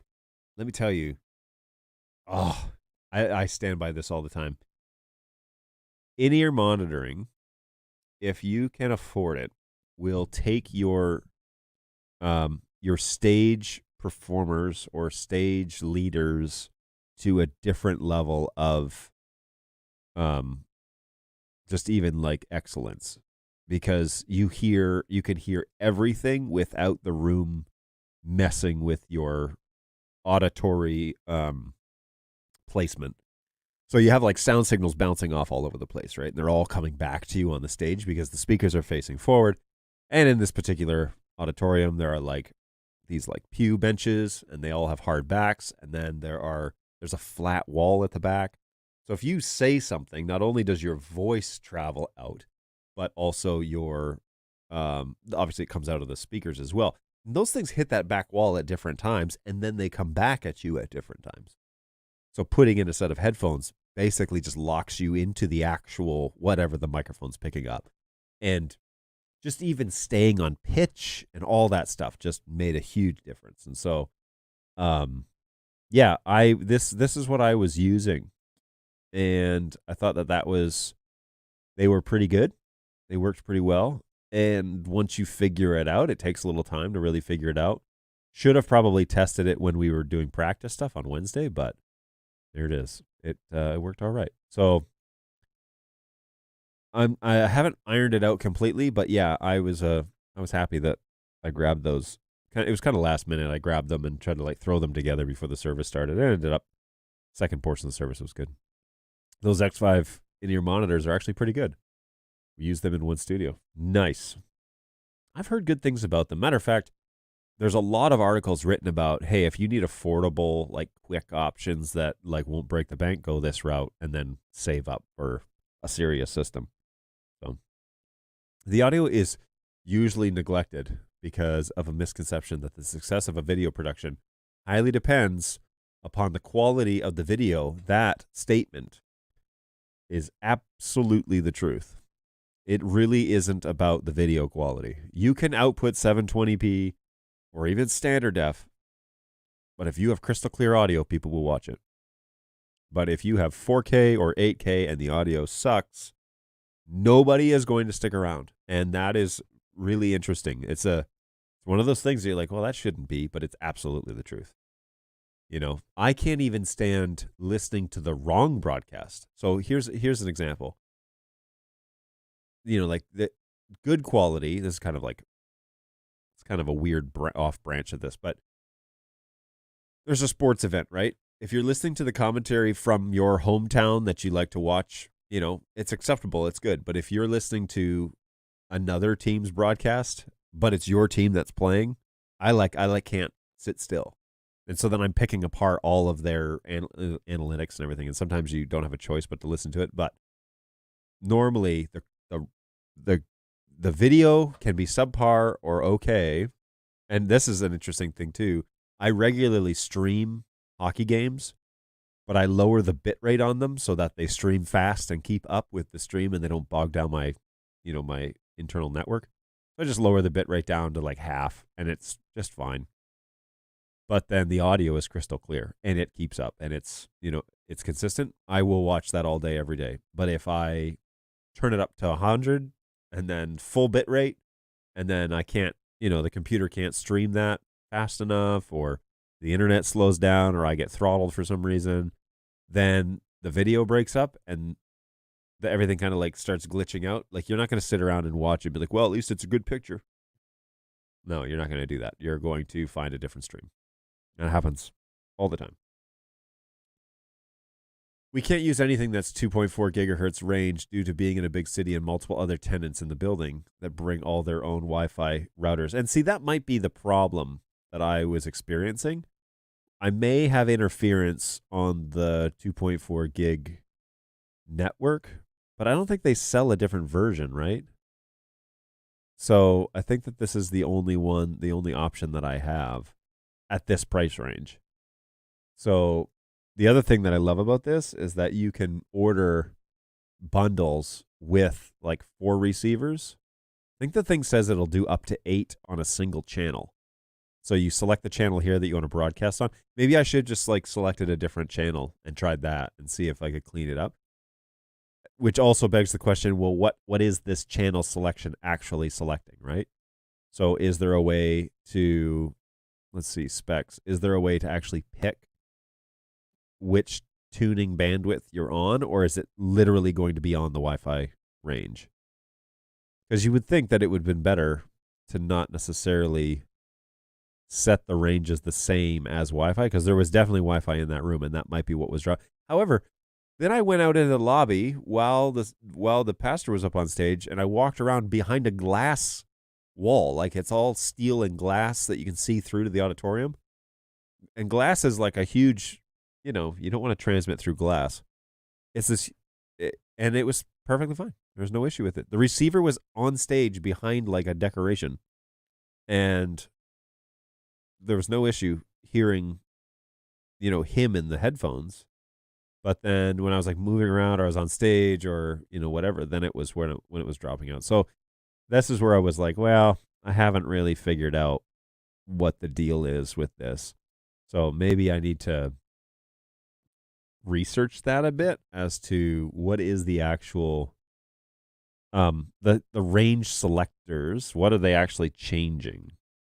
Because if it's not, oh, come on, what's the story here? Oh, it's a Mac. That's right. Let's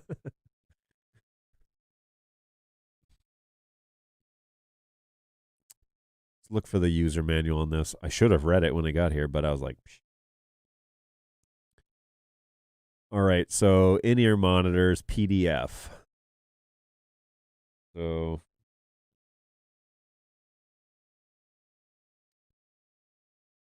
oops, sorry. Though there's no different version of this, but you can change the channels. So what am I changing when I change the channels? Just the hertz rates within that 2400 range? Seems like the live show on audio would be fun, seeing the discussion happening over it before the actual show. Seems like the live show on audio would be fun, seeing the discussion happening over it before the actual show. It's true. Like, what are we going to actually talk about?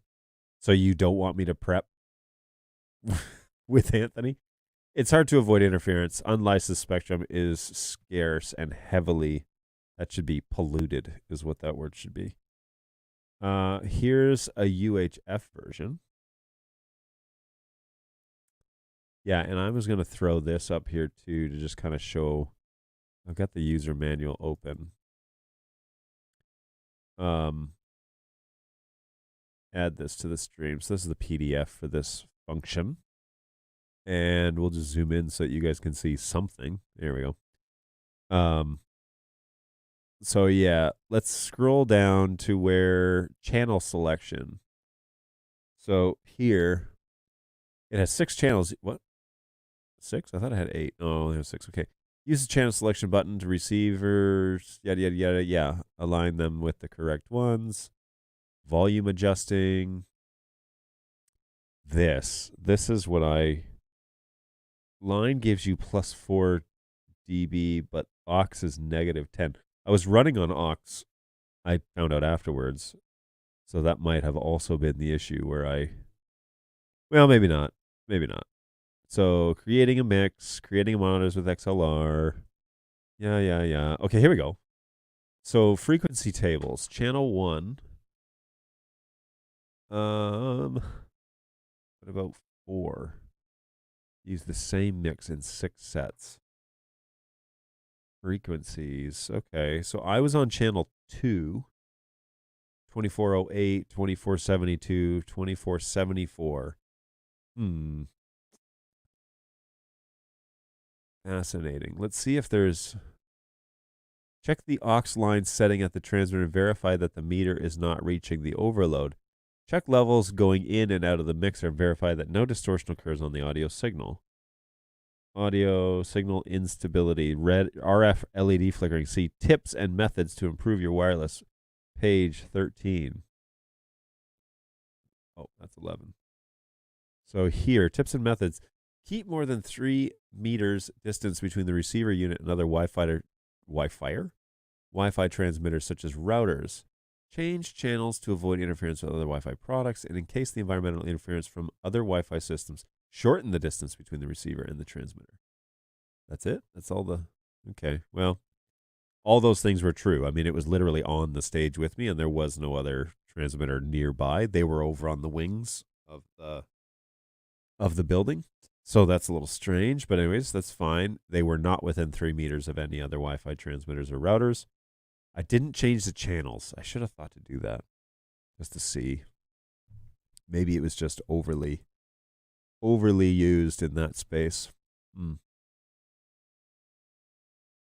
the 2.4 gigahertz range, only 1, 6, and 11 do not overlap. You need to see what channels your auditorium APs are on and then choose the furthest away. Yes, in another life, I actually was an entire Wi-Fi network administrator.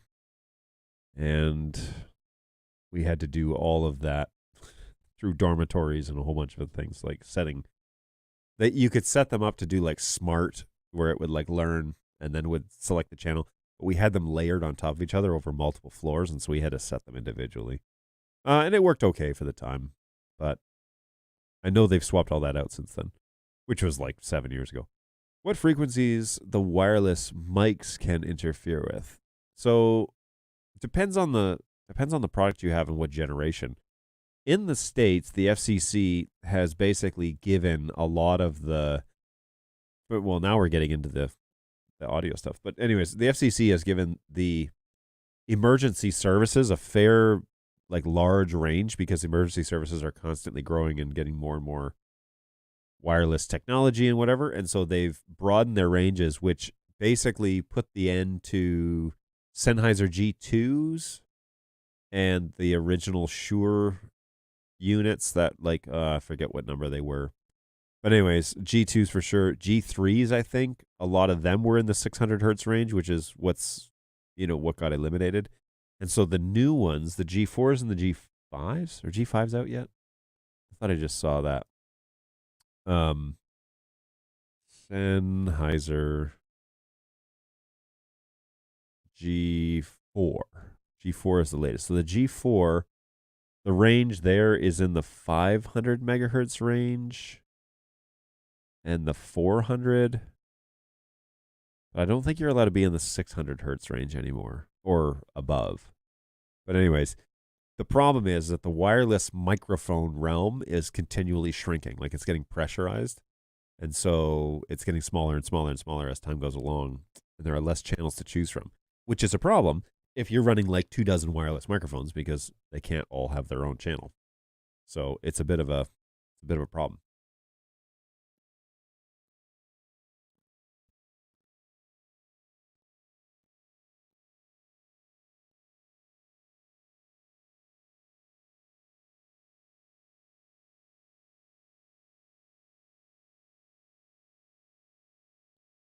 Sorry, I had to chew that off, Mike. The Personas board is likely sending a +4 signal. So setting your input to -10 would probably give you a 14 dB of gain that you really don't want. It's possible. Yeah, I hadn't thought of that. Honestly, I didn't really have much time to think about it at all. But yeah, now that you think of it, one of the pieces that I was thinking about while setting it up is that the output on the board, I had no control over the master output in the auxiliary channel. I could only control the individual signals coming from the microphones. So I didn't have the ability to dial it down, so I could bring everybody's channels up to make it nice and level, mixing to 0, if you will.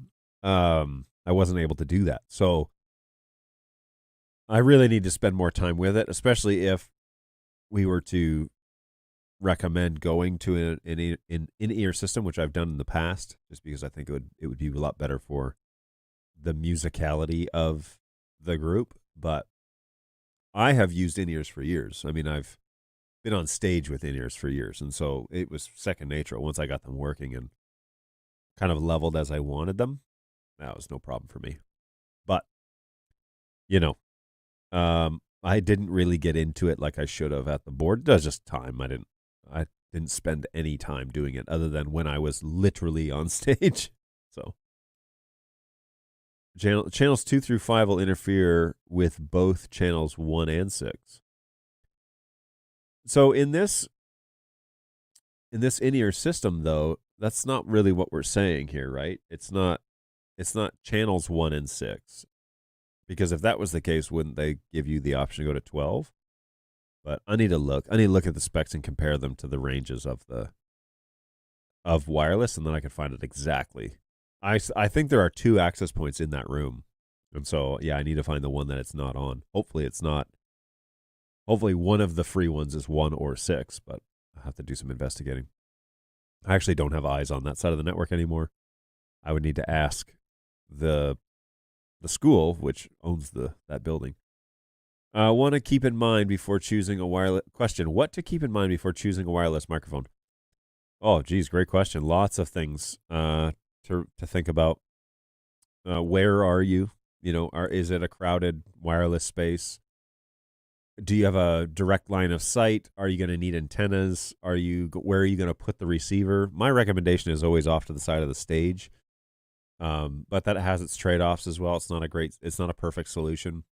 I always think wireless is great for walking around the stage, but a lot of people mount their wireless receivers like in the middle of by the soundboard, which could be in the middle of the house or at the back of the house. And that's not a great idea. You really want to do a hard line from end to end if you're going to do a long run, like 100 feet or 70 feet or whatever, or 30 or 40 meters. You want that signal to not degrade because of interference. So wireless is great, but the shorter the wireless run, the better. So if the receivers are off to the side of the stage or mounted by the side of the stage or something like that, and then the antennas are right there, then your wireless only has to go from here to there. And it's like, well, it's wireless, so we should be able to just send it to the back. It's like, no, cell phones, warm bodies, all the people that come into the auditorium, for example, are basically bags of water. And those... It's Knights of the Old Republic game. Anybody reference? Hello, mostly bag of water. That is interference. I mean, those bags of water are going to make it difficult for your receivers to get the signal. So the closer to the source, the better, and then it gives them the freedom to move around the stage. So, yeah, there's that. So what are you going to use it for? How busy is your wireless space? What's your budget? Sky's the limits when it comes to actually buying equipment. And so what's your budget? Do you have a brand that you're already using in that space? Because you may want to stick with it. Because, generally they're developed relatively the same. Build quality is a great question. There's a bunch of things to go down there. Wireless access points are generally irrelevant. Yeah, except if you're buying something on the 2.4 gigahertz network. Wireless data is packets and mostly intermittent. Wireless video transmitters may be used at the same spectrum and will not show up on any Wi-Fi scan ever. Wireless audio is also packetized, generally frequency hopping and spread spectrum, but add 1 Teradek Cube or Hollyland 2.4 or 5 gigahertz video transmitter, and those things obliterate your Wi-Fi bandwidth. Really? That's very interesting. Oh, that I did not know. Do you know why? Why it does that? Because that's very fascinating if it does.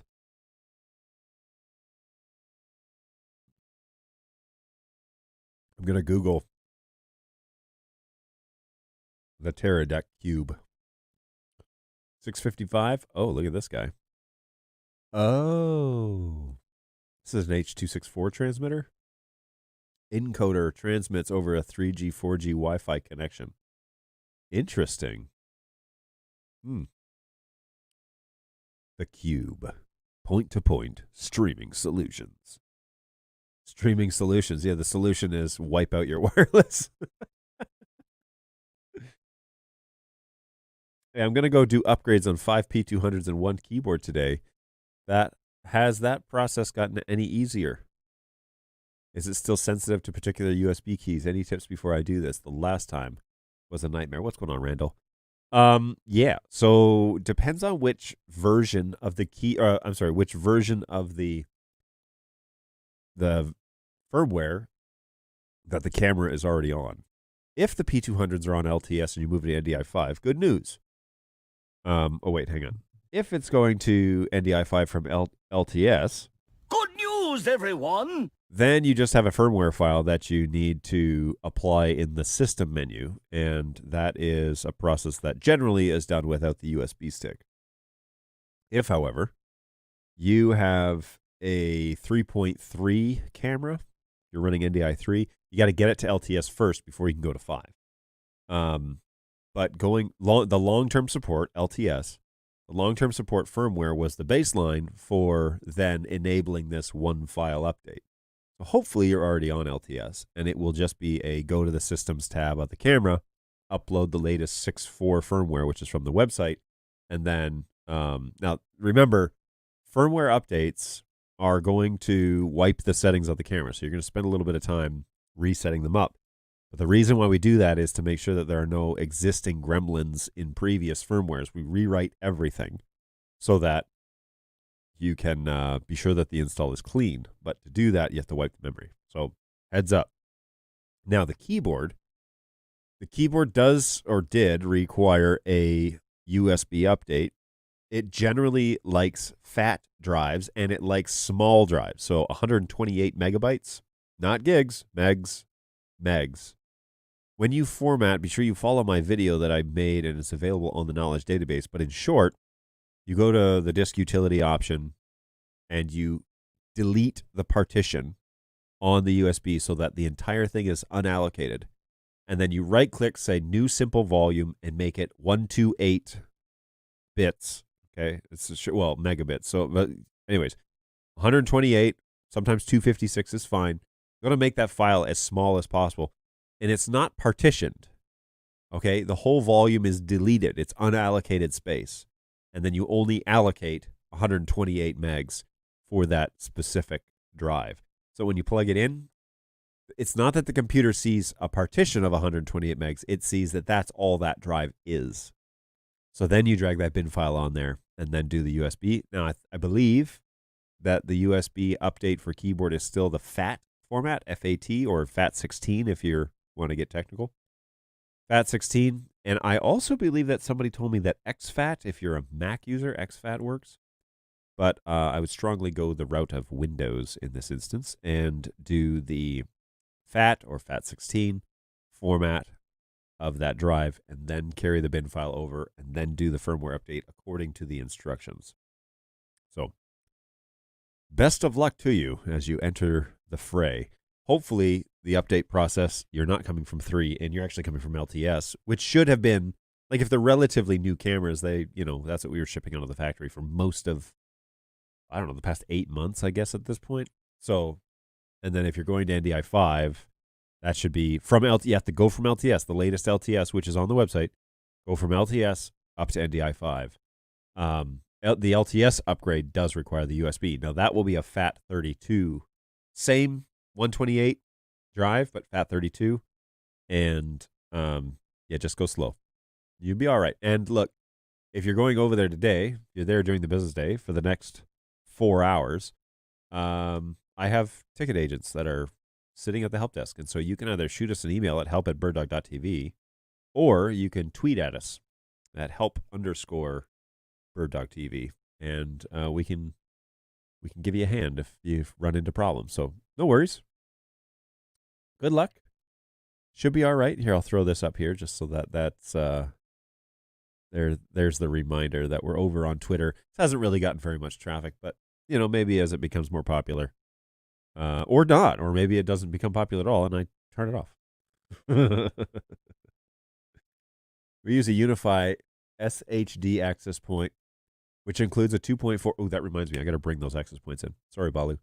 I use the Unify access points, which include a 2.5 out of 5 gigahertz spectrum analyzer, so you can run it in real time. Yeah, I've seen those. I used to use those on an old Ubiquiti system that I had that was running a lot of access points, but it was okay. What I really like is the Ubiquiti, those point-to-point satellites. Those things are slick. They're so cool. I had a pair of those at the school too, and they were a lot of fun to play with. Hollyland uses Wi-Fi to transport video. Um, I don't believe in that at all. I have a transmitter and can directly connect my tablet to it as a receiver. That's cool. I've never seen that. I just know how NDI behaves over Wi-Fi, and it's horrible. Horrible. It lets up like a waterfall when we turn on our Teradek Bolt. Oh, wow. That's funny. That I could understand. That would also be alarming. Is there any software that will export my camera settings so I can go back to that after I update and reset the cameras? No. There is no export option on the camera to export settings. We had that a long time ago in cam control, but it wasn't exporting the right things. And so we had the option, but then people were very upset because it was delivering results that they weren't expecting. So we had to just turn that off because it was a huge headache. So yeah, no, it will wipe the camera, and you'll have to set them up again. Any plans to put a small screen in future versions of the Bird Dog PTZ keyboard? Well, I don't know what the PTZ keyboard future holds, to be honest with you. It's the first iteration of our controller that we've ever made. I was thinking, long ago that the keyboard could have it like an HDMI out, and then you could plug any screen into the HDMI port, and then you could see what it was that you were doing. But instead, BirdDog used the power of NDI to just generate the router, the keyboard router. So now you can just use any computer on your NDI network to watch that keyboard router feed. And that, quite honestly, is way better than my idea. I think. They announced that, and I was like, hang on. So when you call a camera, it shows the feed inside keyboard router? And they're like, yeah, that way you can just monitor what it is you're doing. And I thought, man, that's awesome. It's so cool. It's such a great idea. So kudos to the engineers for being way smarter than me. Again. Which shouldn't shock anybody, to be honest with you.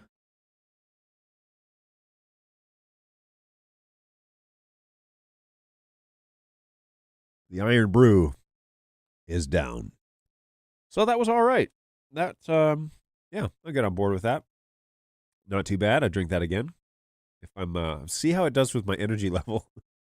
My daughter came into my room today, and I was fast asleep, but all my lights were on because I was supposed to be awake. And she had already gotten dressed for school, was all ready to go downstairs for breakfast. And she came in and was just like, Dad, get up. And I was like, so tired. She's like, get up. I was like, it was brutal. So, hey, let's see if Iron Brew will turn this one around. And maybe not. Maybe the snickerdoodle sugar will do the trick. Who knows? Or maybe they'll counterbalance each other and screw me up for the rest of the afternoon. We shall see.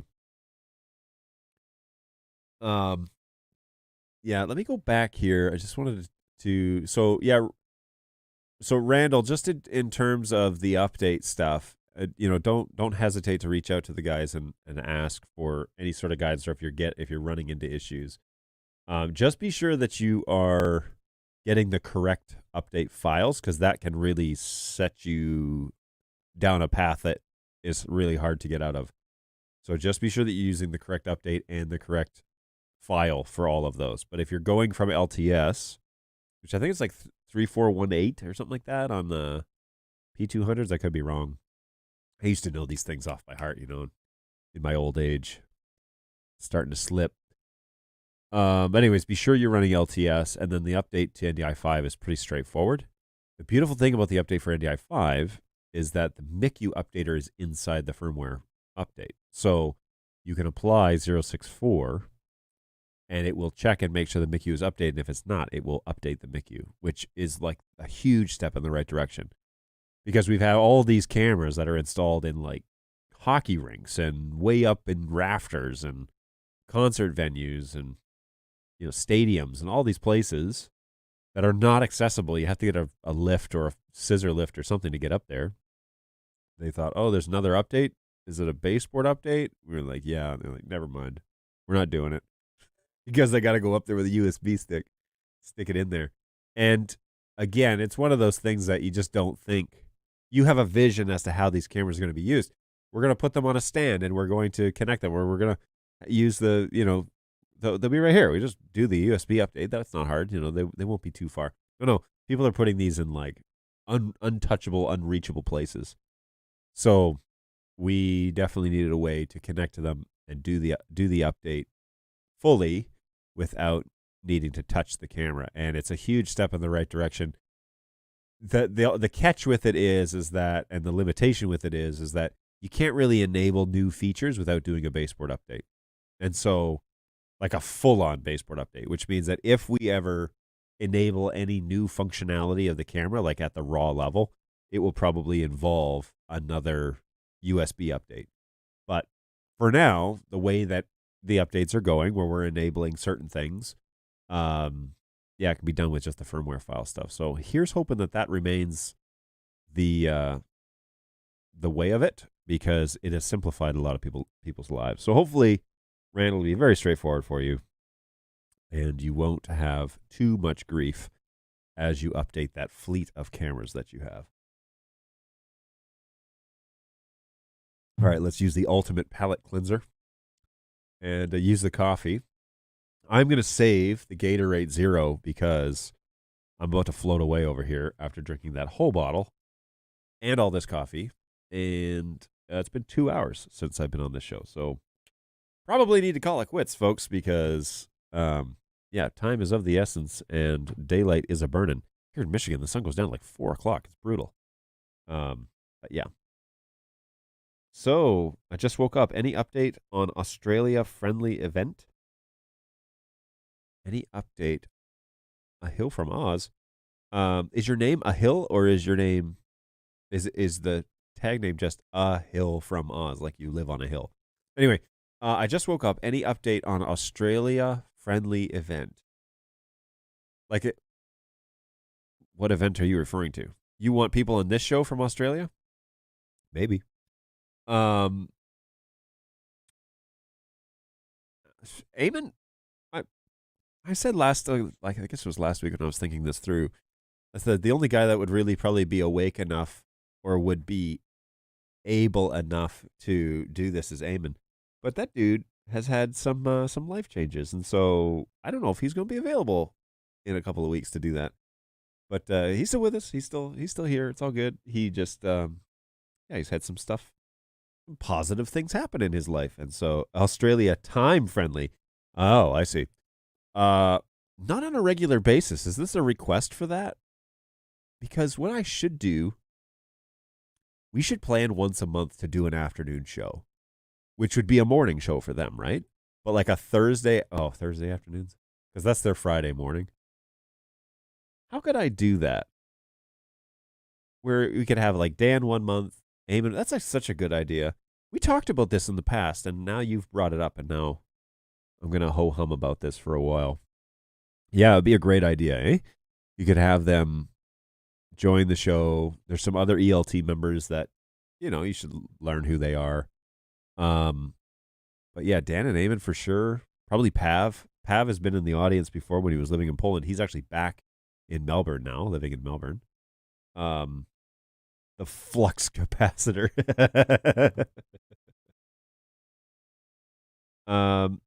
No, I don't mean Silicone 2 will be a USB update. I actually don't know what type of update that will be. I'm hoping it's just a firmware update, but I don't know. I'm not designing it, so I don't know. I hope it's just a firmware update, but I don't know.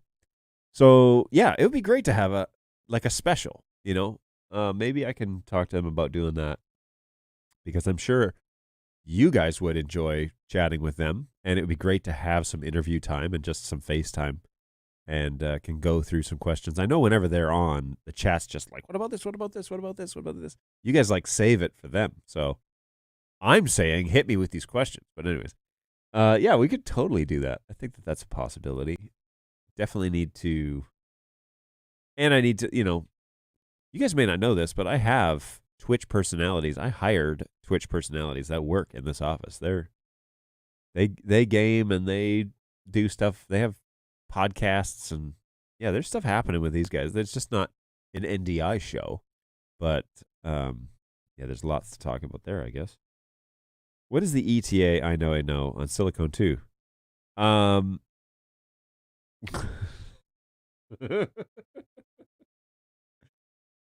Is this a rhetorical question? If you know the answer, why are you asking it? This is one that you should ask for the Dan and Eamon show. Let's see what this the inside of the the inside of the Oreo tastes like. Not good. Not as good as a regular Oreo. And now I have this plain Jane, no middle of the Oreo to go.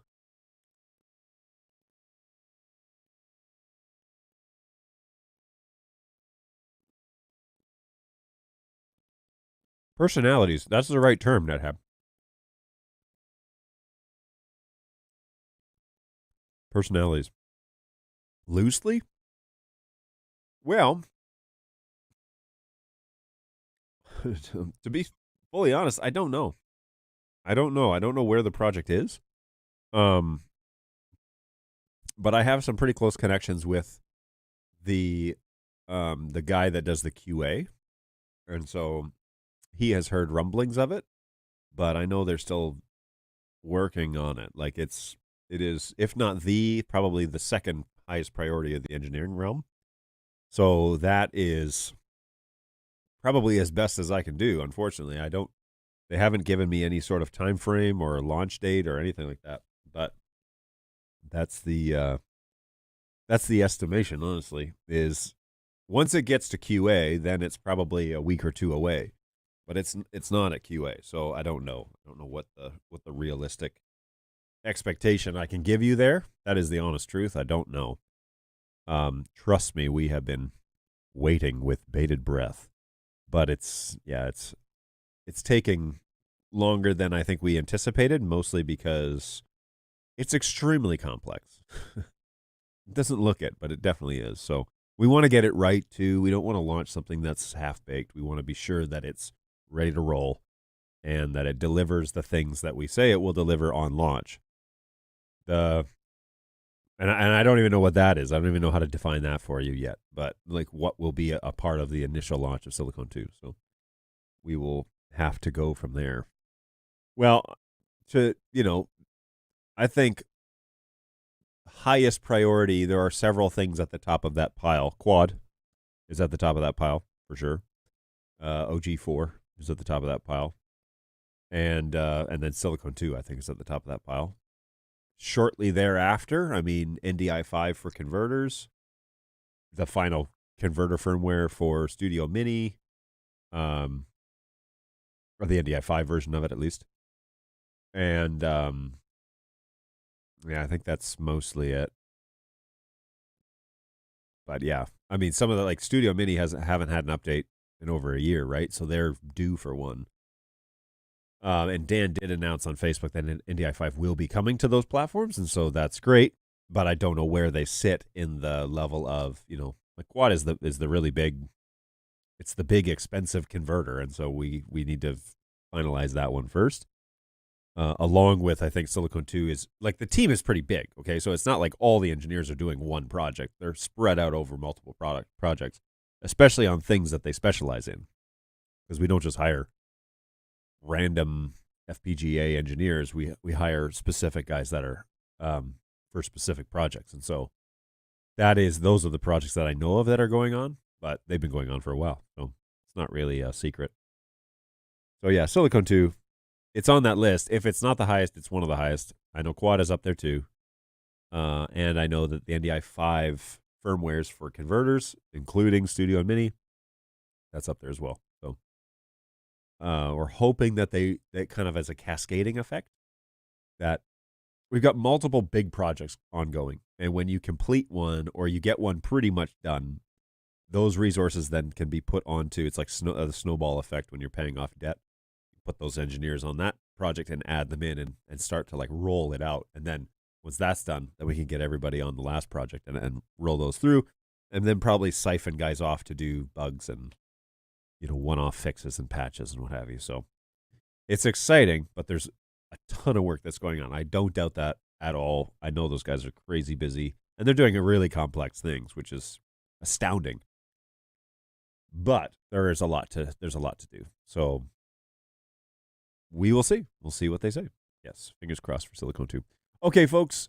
Well, I do need to go, and hopefully you guys have had a good couple of hours here on the show. Thank you so much for joining us. We will be back, of course, on Tuesday and Thursday at 11 a.m. Eastern Time right here. So Thursday this week, and we're going to do a little bit of chat about audio over networks.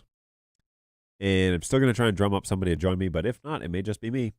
But we're going to try and talk about audio over networks and just ways that you can use those items in versatility. But I also want you to come and bring your experience and bring your knowledge base and contribute to that conversation. So plan to have a chat about that. I don't know what I'm eating on Thursday, but I'm sure it'll be something. We'll probably go with the Gatorade. This one is Glacier Freeze, and so I'm bummed that I'm not going to do that one today, but I'll do that on Thursday. And so, of course, feel free to join us. We are going to plan on doing that NDI audio and maybe Dante audio on Thursday. Talk about audio on your network and best practices and things that I know. And then you bring things you know, and we can discuss it, and we can all be better for it. So please plan to join us on Thursday at 11, at least 11 to 12, but it will probably be longer than that because audio is not a small topic. And we'll definitely try and go from there. Finish up the comment section here. Not to mention pod, core monitors, new cameras, etc. How do you feel about the idea of child of studio, 4K fam and HDMI and SDI in and out cross converters? The absolute daddy of the range.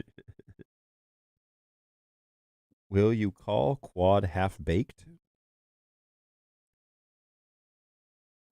The quad launch was very strange because we announced it in April of 2019.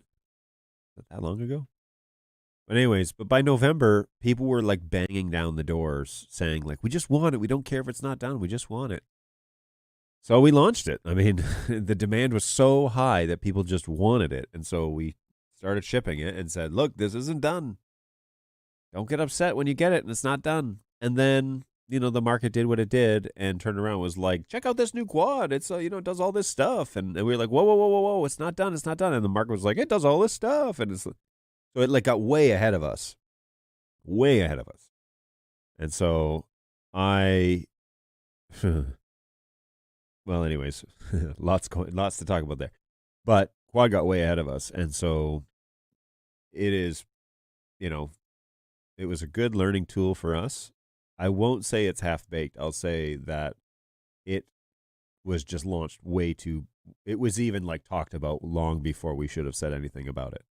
And then, you get nervous because you don't want the market to figure it out and catch up and make something and you not be first to the fight. But it also,